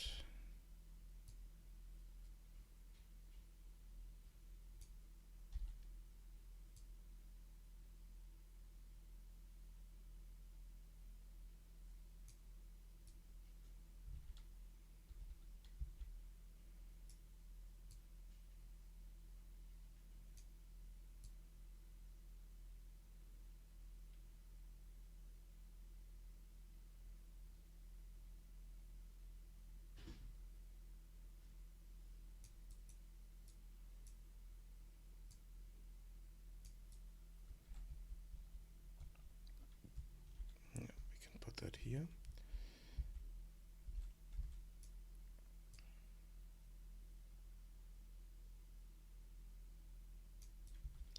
Which means this piece needs to be somewhere else. And we need another one of these end pieces here.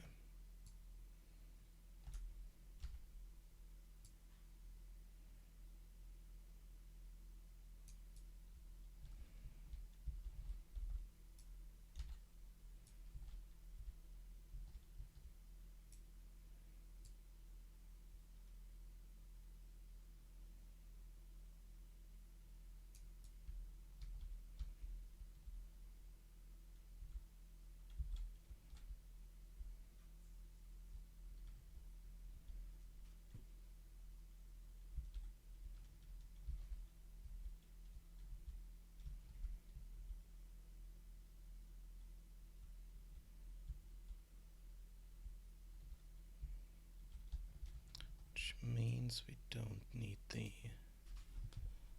walls here.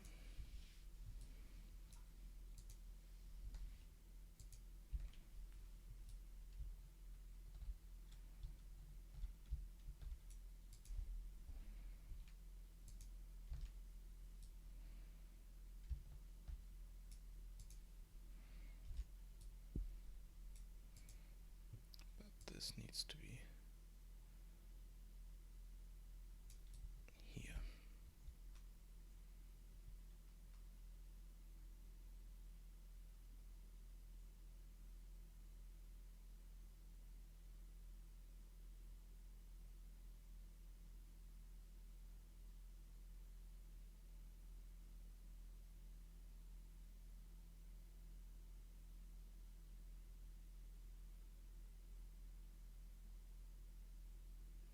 Yeah, okay, I know, yeah. But I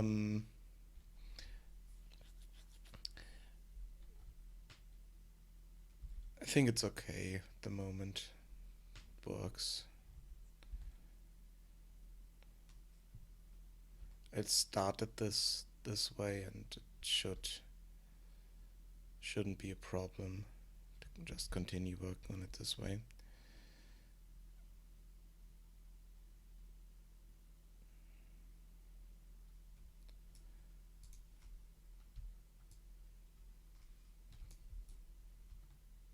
If I were to change this now, this would take too long.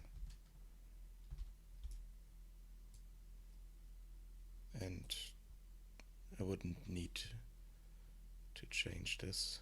So it's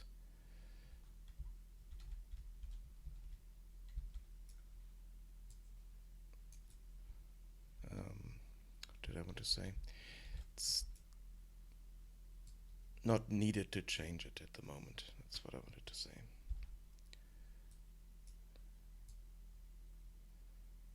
And I know that the LOD system does help with a lot of stuff, but I'm not on 4.14 yet, so I don't have the LOD system in here.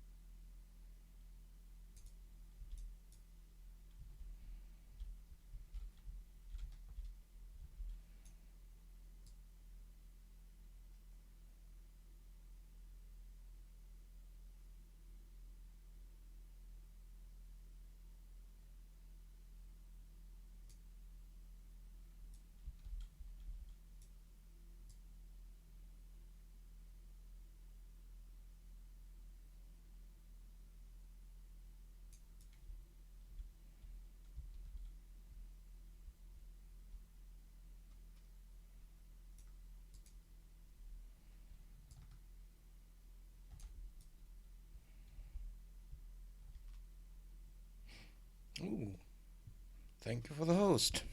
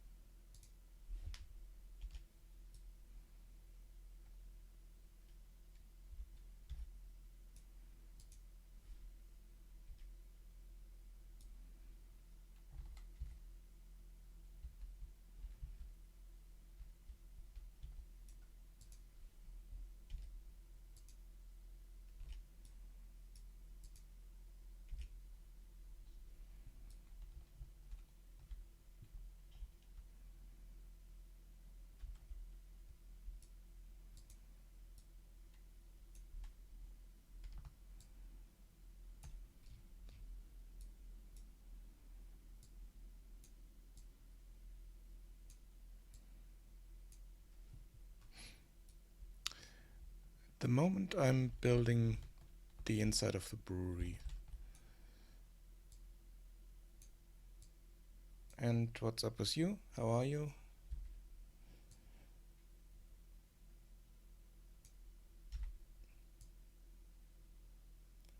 Oh, that's the wrong piece.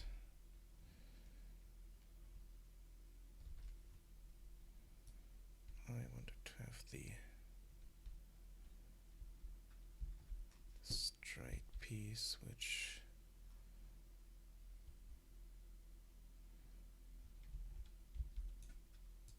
is this one.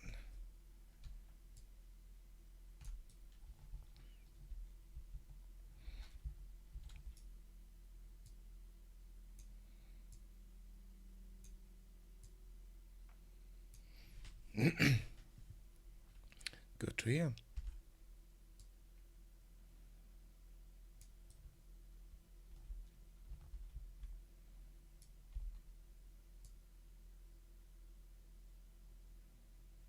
And I just realized slight mistake. Hey.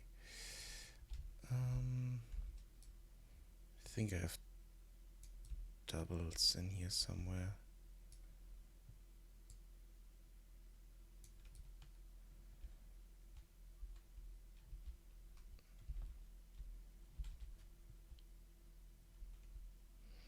I think the corner pieces are doubled.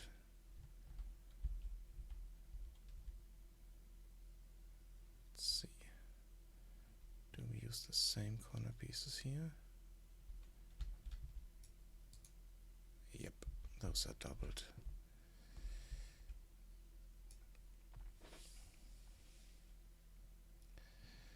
Yep. Let's go out here and then I can show you around a bit.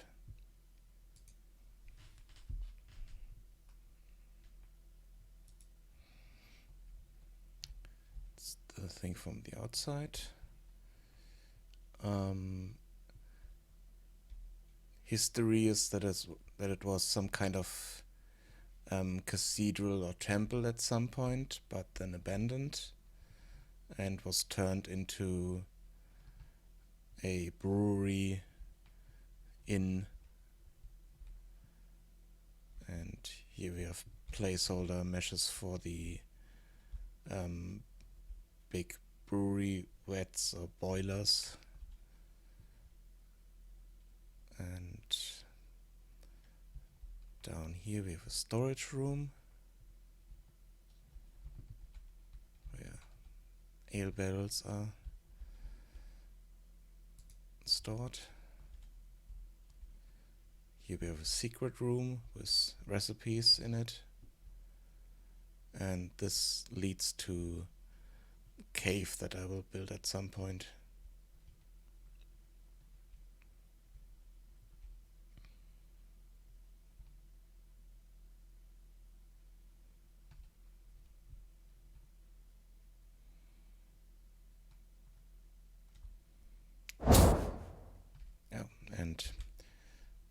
This is, since it's an exploration adventure game, I have a journal where I can track everything I find around the world.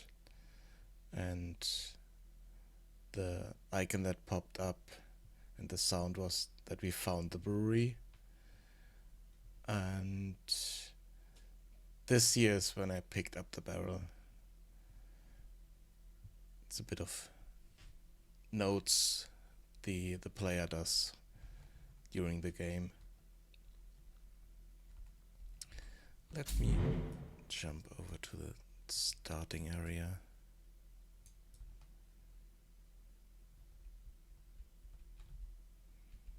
Show you the game from the start.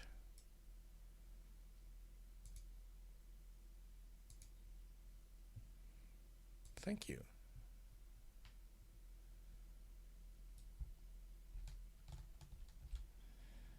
And here we have the first journal entry. Gives a bit of backstory why you're there, even though this will be explained before you even load this level in the end game.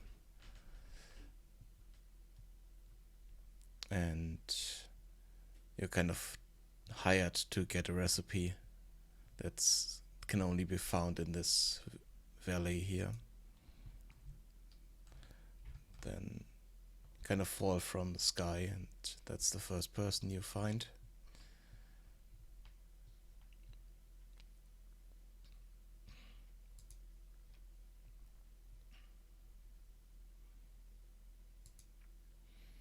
And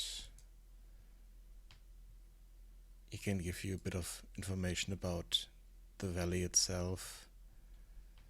And then you know, okay, you're in the right place. And then, okay, there's a village nearby. Then you can have a look at that. In here I will build another temple or temple ruin that you would be able to find and look around a bit in. But it's not there yet. It's just the placeholder box at the moment. And if we run over here, with the sun in our face,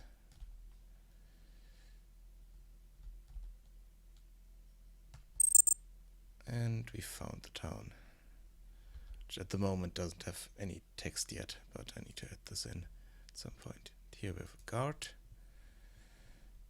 We can be nice to the guard, or we can be an asshole. Let's be an asshole. Yes. Awesome. Let's see, did that change something? Nah. No proper journal entry for that yet.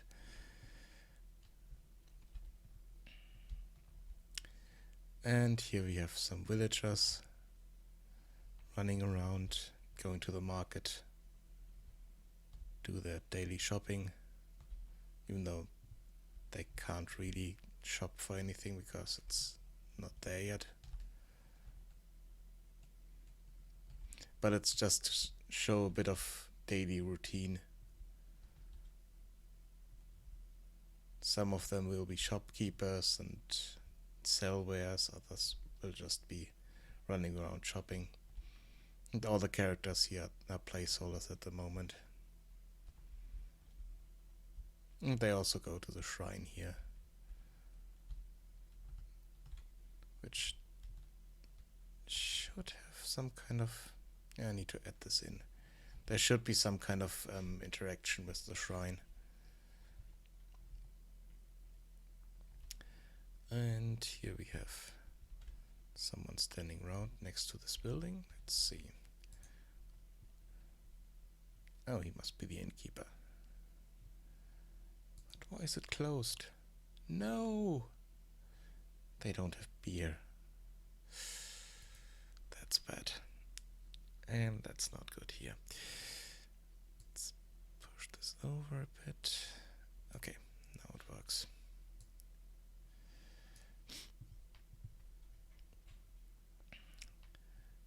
And here we get our first in-game quest.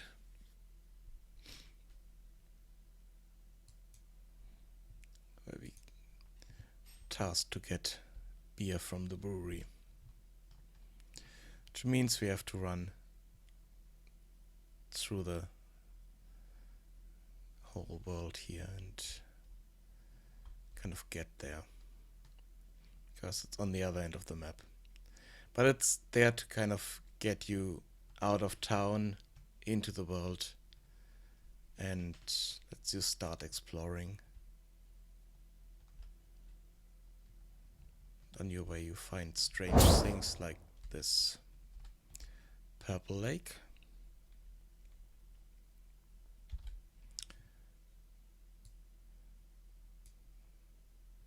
And here we have the task from the innkeeper, and we found the lake that was turned into wine by some wizards.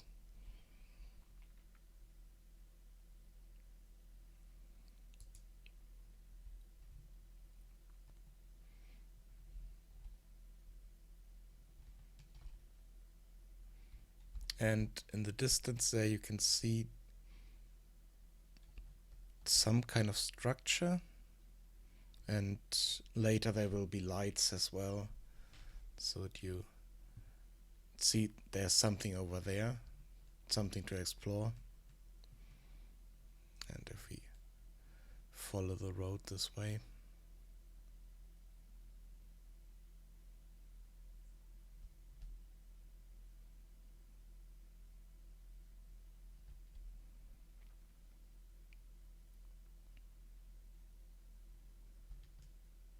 you can cross this bridge.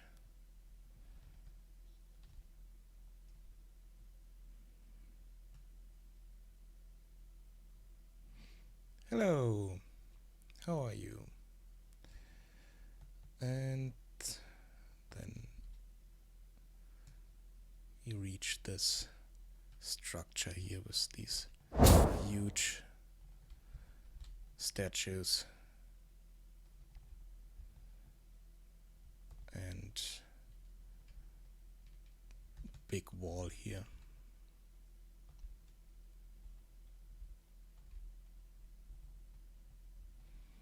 And this looks completely different from everything else, so it's different kind of architecture, different kind of people that live here. And the comment here is that there's a troll cave. I'm doing fine, and we don't know what's hidden behind it at the moment. But once I add in the troll to guard this,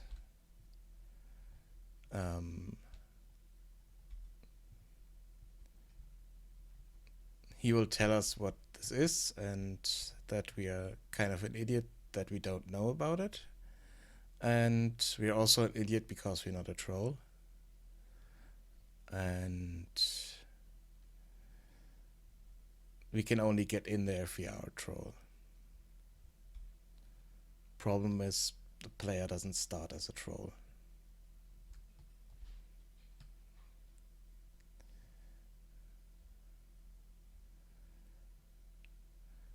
And there's only one way to get in there, and if you find a specific artifact that's lying around in the world.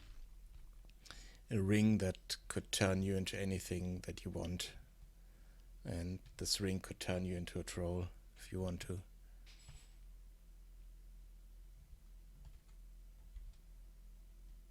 Here we have another thing, but the trigger seems to be broken. Yeah, the trigger is broken here. Damn it. There's supposed to be a statue here and a bit of information about the world, different groups in the world.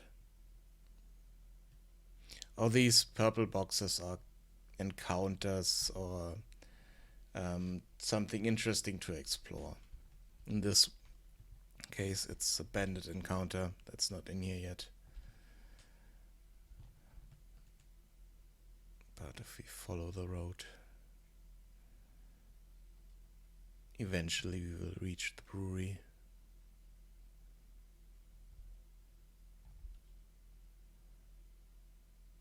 And all these buildings here on the side are farms that you can go to explore, but at the moment there's nothing there.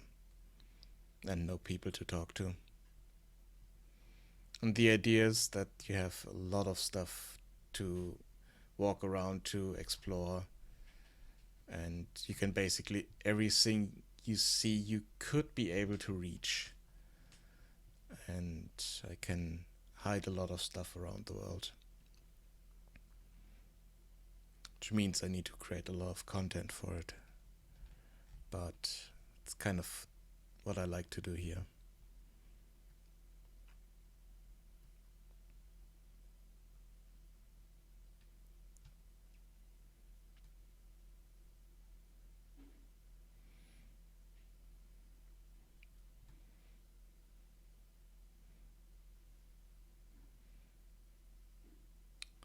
And here we are at the brewery.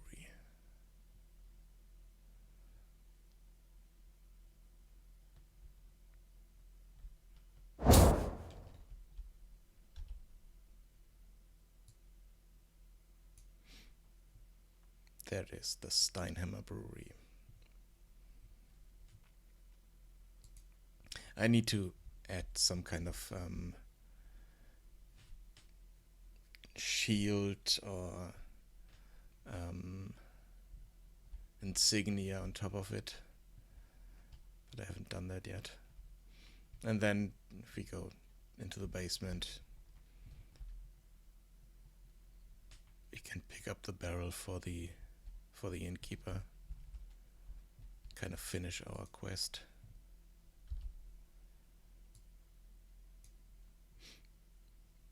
And that's kind of the comment when we pick that up.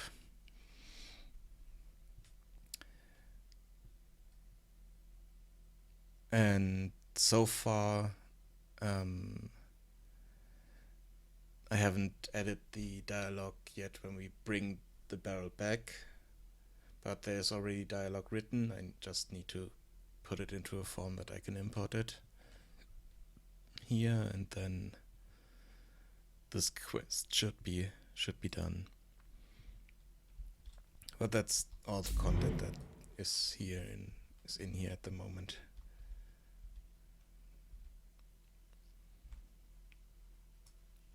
And I also will add a troll guard, like I said, that you can talk to, and he will also give you a quest.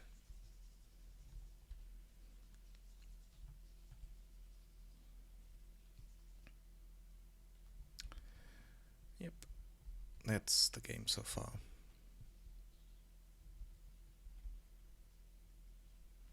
Thank you for the host.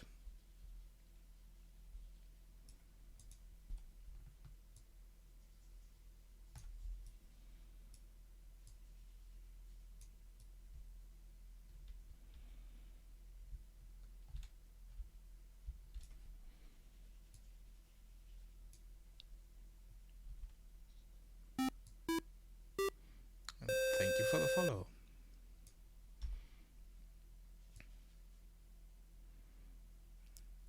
How are you?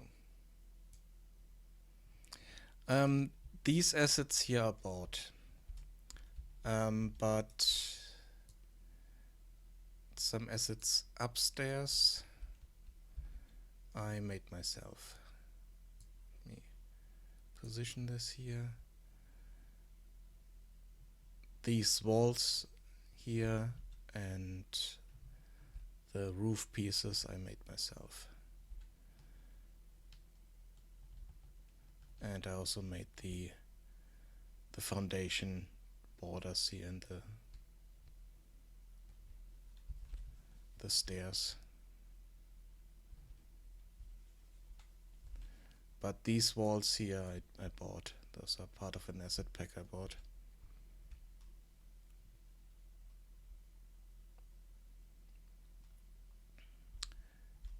The textures the for the walls here. Um, I used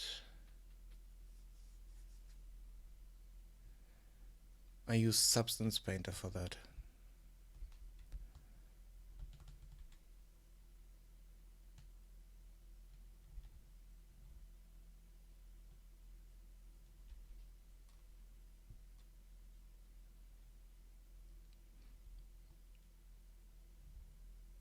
Um, sure what you ask. How can I make the ground? You mean the terrain here?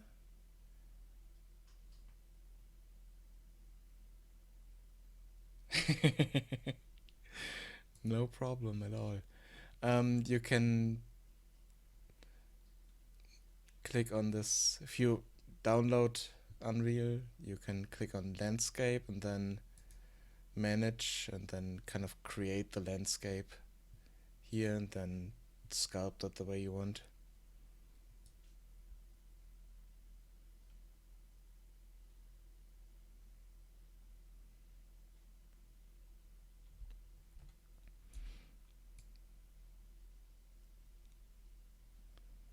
Since we can kind of create more pronounced cliff here.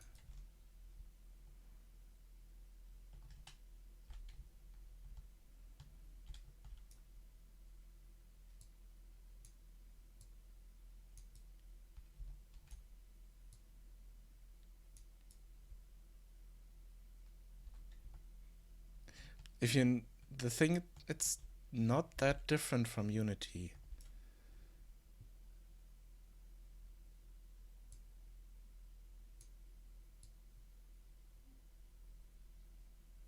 If you know how to use it in Unity. The textures, I think I ported them over from Unity because my project started in Unity, and the terrain texturing here, the automatic stuff, is a material I created. Let me find the link for you. Let's see, do I have it open here somewhere? Nope. Let's open that.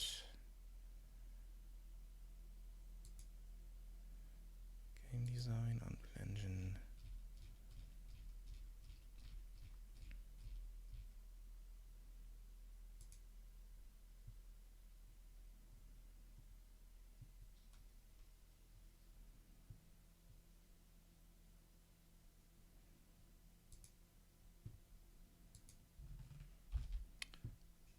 And that's the landscape tutorial I used for creating my landscape stuff. I'm doing this full time because I'm unemployed at the moment, so I have a bit of time.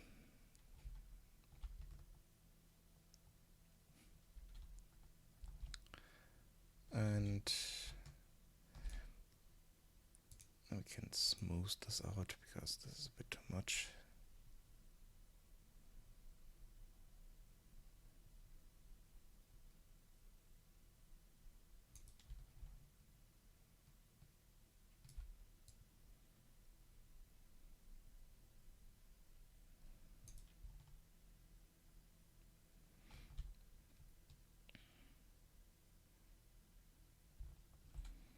Now I've changed the landscape around there a bit.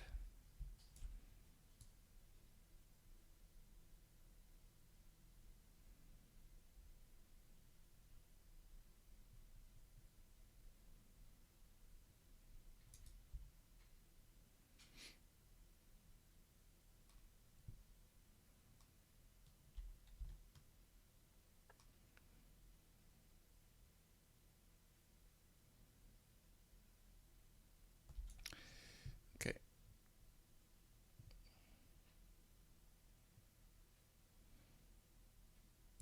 I think so. Huge mountains with snow? Do I need those? Really?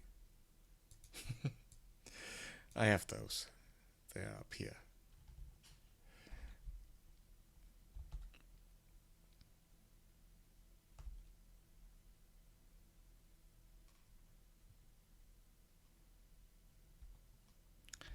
The game I'm making is an exploration adventure game, which means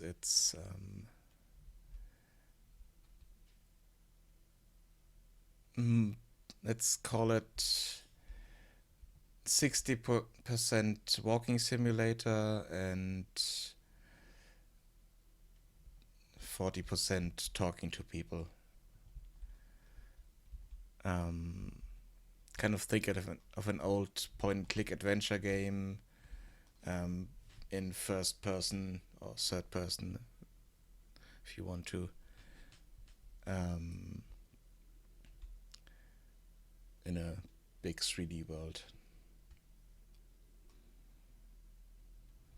But most of the thing you do is walk around the landscape and have a look at that.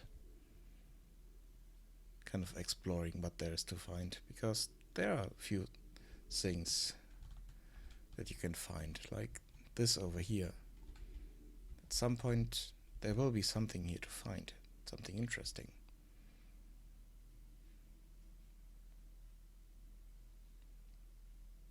Or the troll cave over here.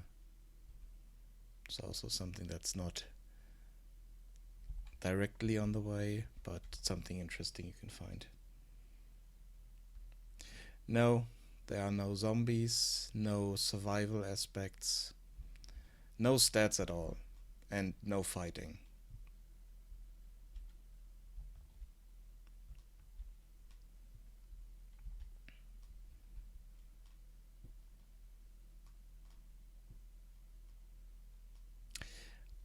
Good question. Why is the water pink? Let me jump in here and show you why the water is pink.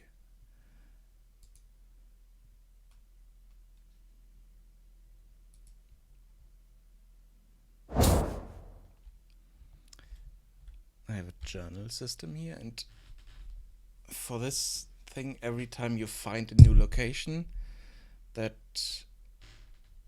has some kind of information about it, then this icon pops up and you will hear a sound, and then you can open up your journal.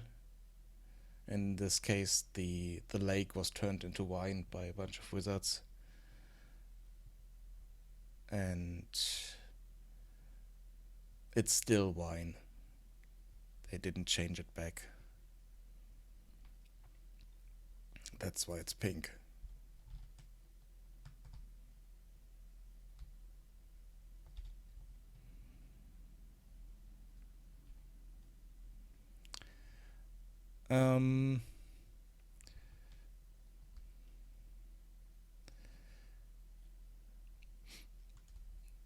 Yeah, I'm not sure how far I will go into puzzles and stuff like that.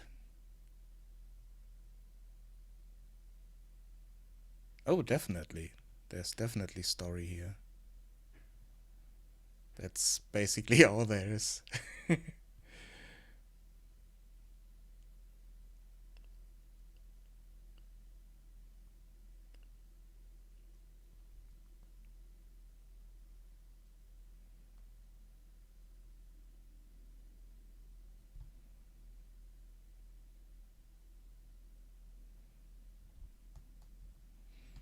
I have story why this water is pink. I have story for the trolls. I have story for why the player is here and stuff like that. So it's all written down somewhere and will be implemented over time.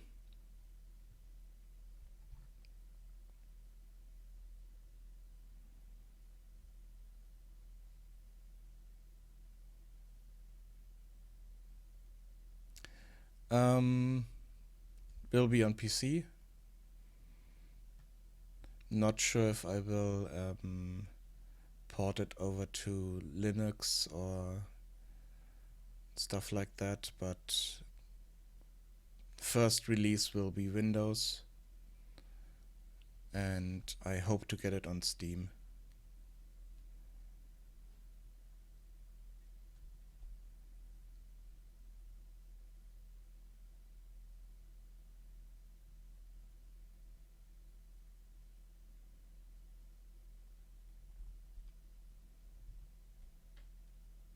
It's the idea to. The idea is to release it next February. And depending on how far I am into it, will be released as early access. Yep. As soon as I have the green light page up and running,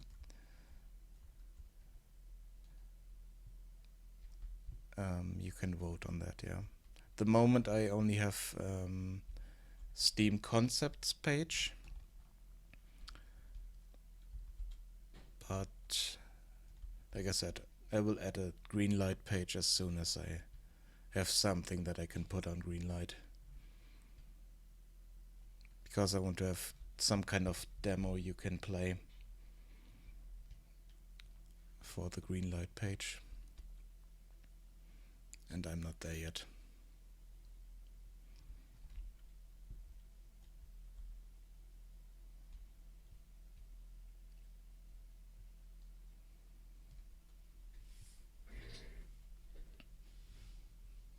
Nice. Yeah, my problem is that I can't do 2D games because I'm really bad at painting, but what I can do is create simple low poly geometry 3D models, and that means I can create 3D games.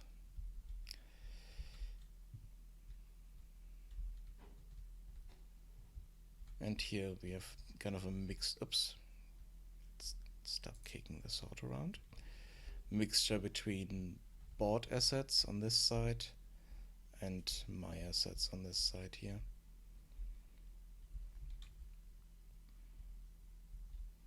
The floors are board assets, but the foundation here is my stuff. It's quite simple, really simple geometry.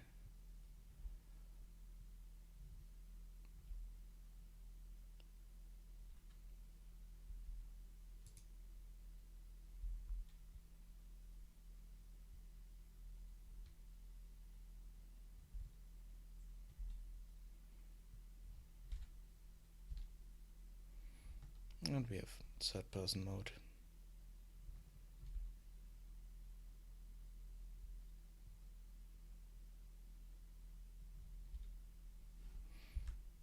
And we also have an inventory here.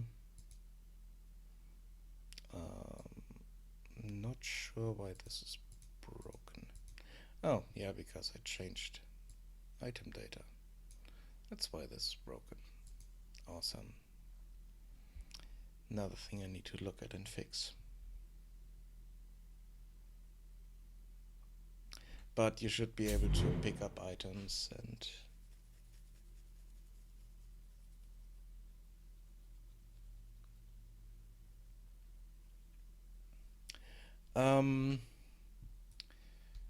depends on the licenses. In this case, I bought these assets on the Unity Asset Store and asked the creator if I could use them in Unreal, and he said yes.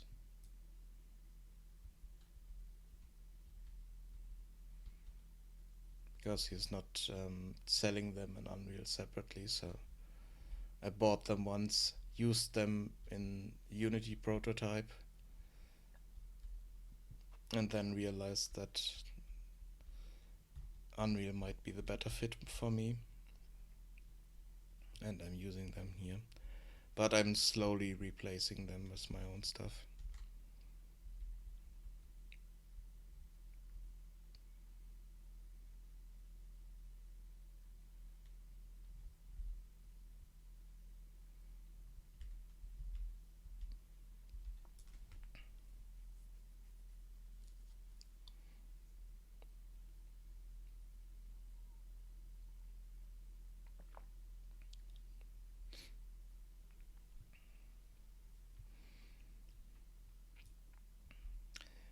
With these asset store purchases, you need to look what the specific asset store or marketplace um, has as conditions for using that stuff.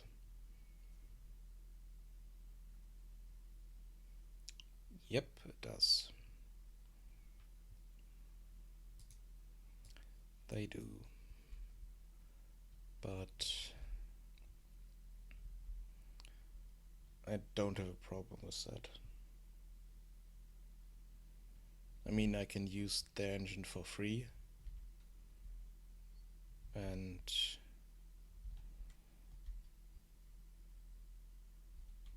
why would I be annoyed if they want to have money at some point? If they provide me with an engine I can use.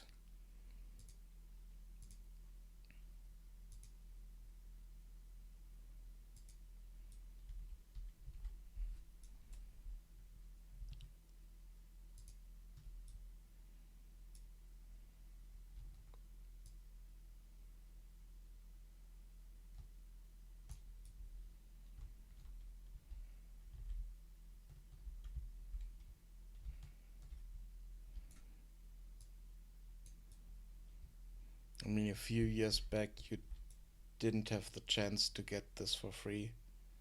You had to pay enormous amounts of money to get to engines like this. So, like I said, I don't have a problem giving back a bit if the game sells. And if it doesn't sell, no problem at all.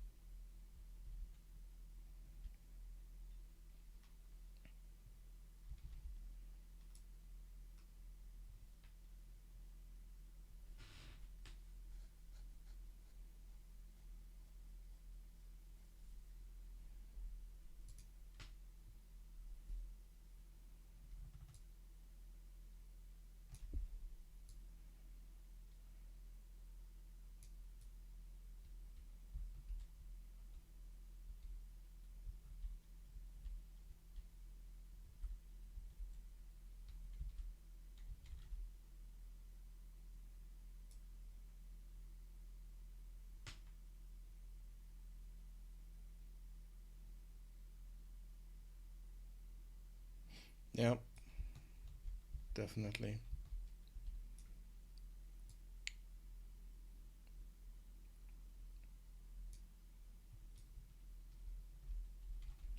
I mean, they all provide a specific service that you can use, so they want to get paid for that, which is okay. Um, I know about the Infinity Blade assets. I have them in here. I already used some of them. For instance, the ground texture for the rocks here, I think is one of the Infinity Blade textures.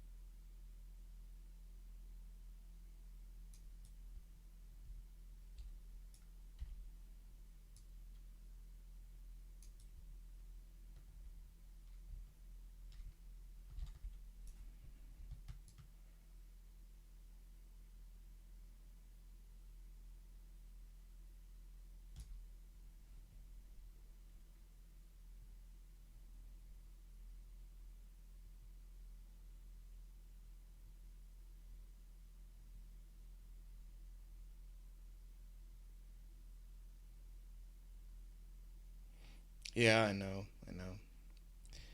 But the thing is, it's still the biggest distributor of games for Windows. So, for PC.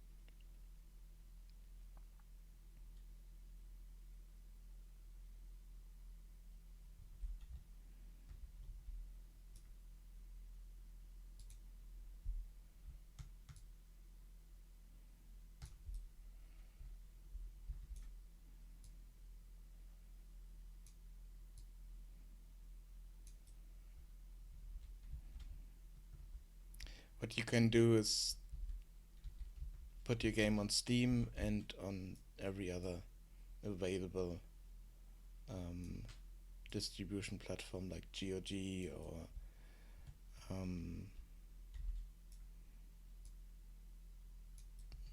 stuff like Origin or so. I'm not sure if they sell indie games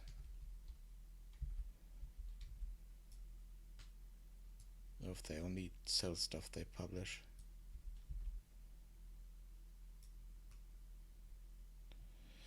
Um,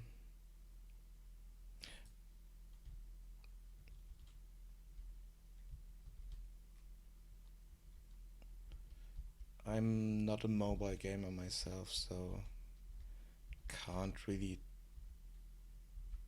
comment on that. So I don't know much about it.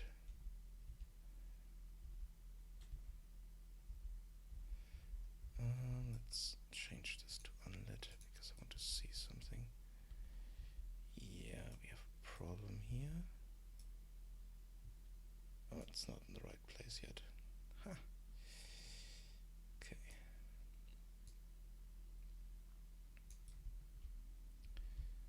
Now it works.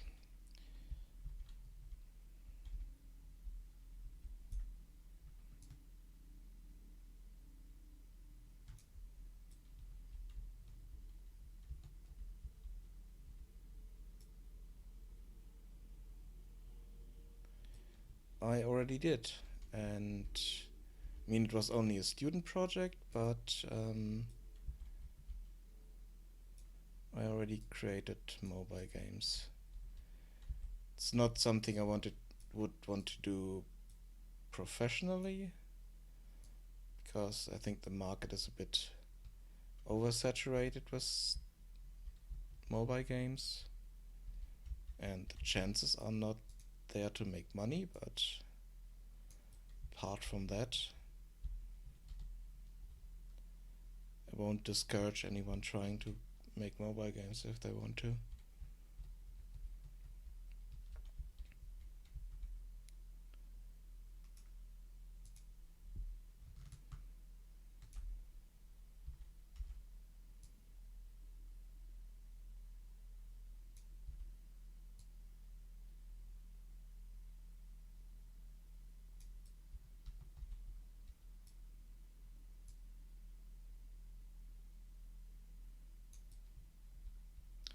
Like I said earlier, I like 3D stuff and I like to create worlds and stuff like that. So mobile games for me are not the right fit.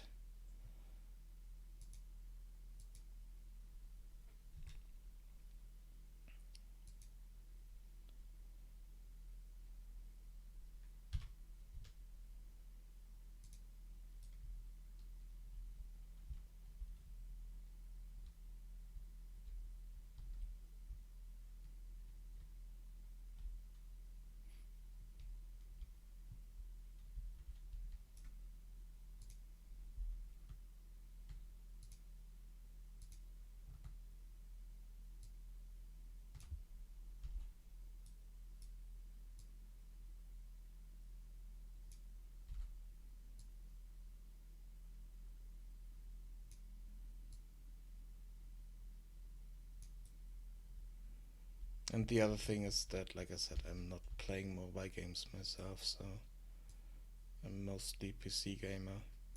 Well, let's not call it mostly, only PC gamer, because I don't own any consoles as well.